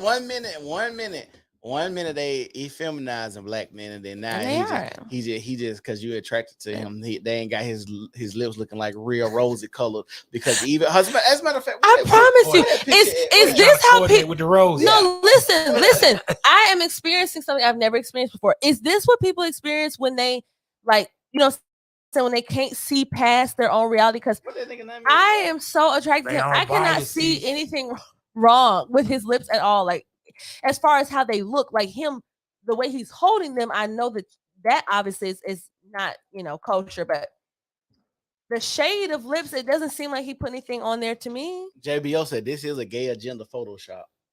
Oh no, JBO. And that nigga said you taking accountability on what you call it. He taking shots at you. So now you got now you want nobody to take accountability because you like him. I didn't say he shouldn't take accountability. That nigga lips is not that damn color. Even in this gray and white photo, you can tell that nigga ain't got no pink ass lips like that. That is crazy. You could not be able to tell. What you finna say?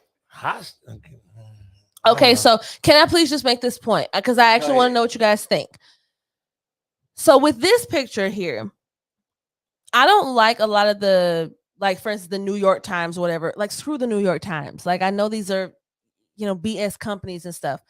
But some people are trying to make the point that if you demonize any sort of healthy brotherly love between black men, to show, like, if you can't show a black man hugging a friend of his to give him a hug or something, that's like, you know what I'm saying, that can breed this kind of toxic. Jazz, before you keep going. Men don't hug each other like this from the back. Okay. I'm sorry. He ain't hugging him. He's caressing him. Yeah, no, he's not. He's just holding on. It's like if your dad was standing behind you. That's the only situation where that should be in. If you ain't my dad, then why the hell is you like on me like Bro, that? Hold on. We men. Have you not had a woman try to hang on you like that though? In a like a playful way? Like, yeah, I don't even like no woman touch my booty or none of that. Okay, so when you see two men like this, come on now. So Darius made the point to say also that their faces are touching too. So he thinks that's a point of a reason why it's taking it over the top. Yeah, because my face never touch if I'm, and then a hug in your homeboys. boom, and then slap each other on the back. Yeah, it ain't no. That's baby. caressing. No. I didn't say that. They kicking it. He chilling. They in a real whole relationship. Oh my god! They both on. Look at both of their lips. Why? I don't know their lips. They got their lips poked out like that. You know them niggas got big lips. Jonathan Major's lips are just humongous. Seriously, I don't think he can even help how they're being held at this point. It's either they're like this or they just hang kind of. Yeah, you're right. Be quiet, biases. Yeah, she be looking at this nigga lips and everything. Why are you looking at his lips so much, ass? You the one keep talking about his lips, not me. But how you know how they hang?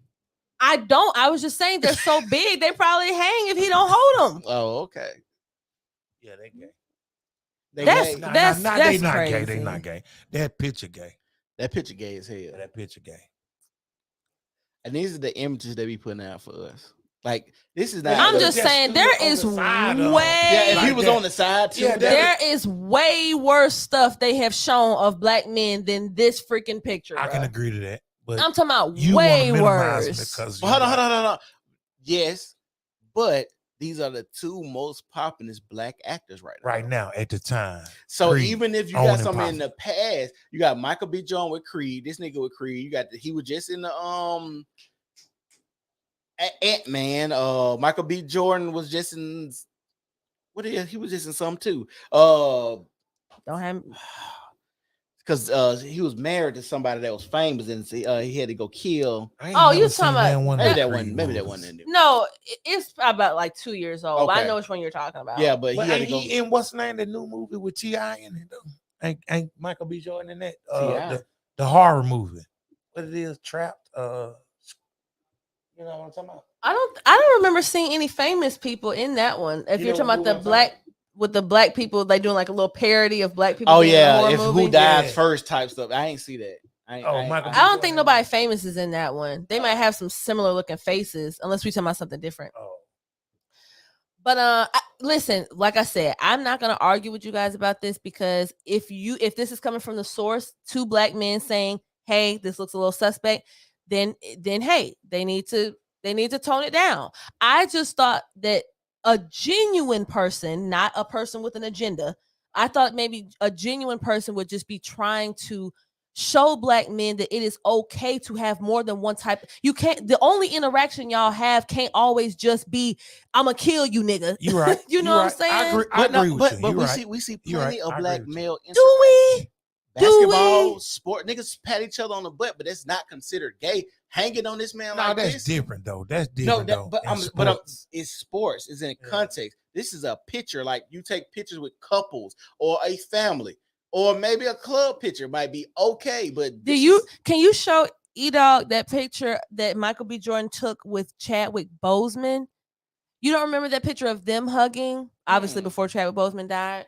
You should look it up. Just look up. It'll just Michael B. Jordan, Chadwick Boseman hug. But I do see where you coming from, though. Where if somebody who, whereas to somebody who didn't have an agenda could be just trying to, hey man, we can let's show us or let's show them in a light where. Yeah, that picture in the middle. You've never seen that one? Just like we don't never get no therapy and all that type of good shit either. We don't. Now you can clearly tell that this is when Chadwick Boseman is sick. Michael B. Jordan was probably made privy to this information. Yeah. But I've been going through stuff, and none of my homeboys ever just came up and caressed me like that and whispered in my ear. Caressed. He's not whispering his ear. He's holding him up. He is literally holding him up. Yeah. Like that's what I'm telling y'all. Knowing all of the context around that, then I say that you just gotta. You know what I'm saying? Like. I'm just saying, maybe just understand that they're blow that one up. Okay, so E, have you been going through a tough time? I ain't never had it like that, my nigga. so when you say it like that,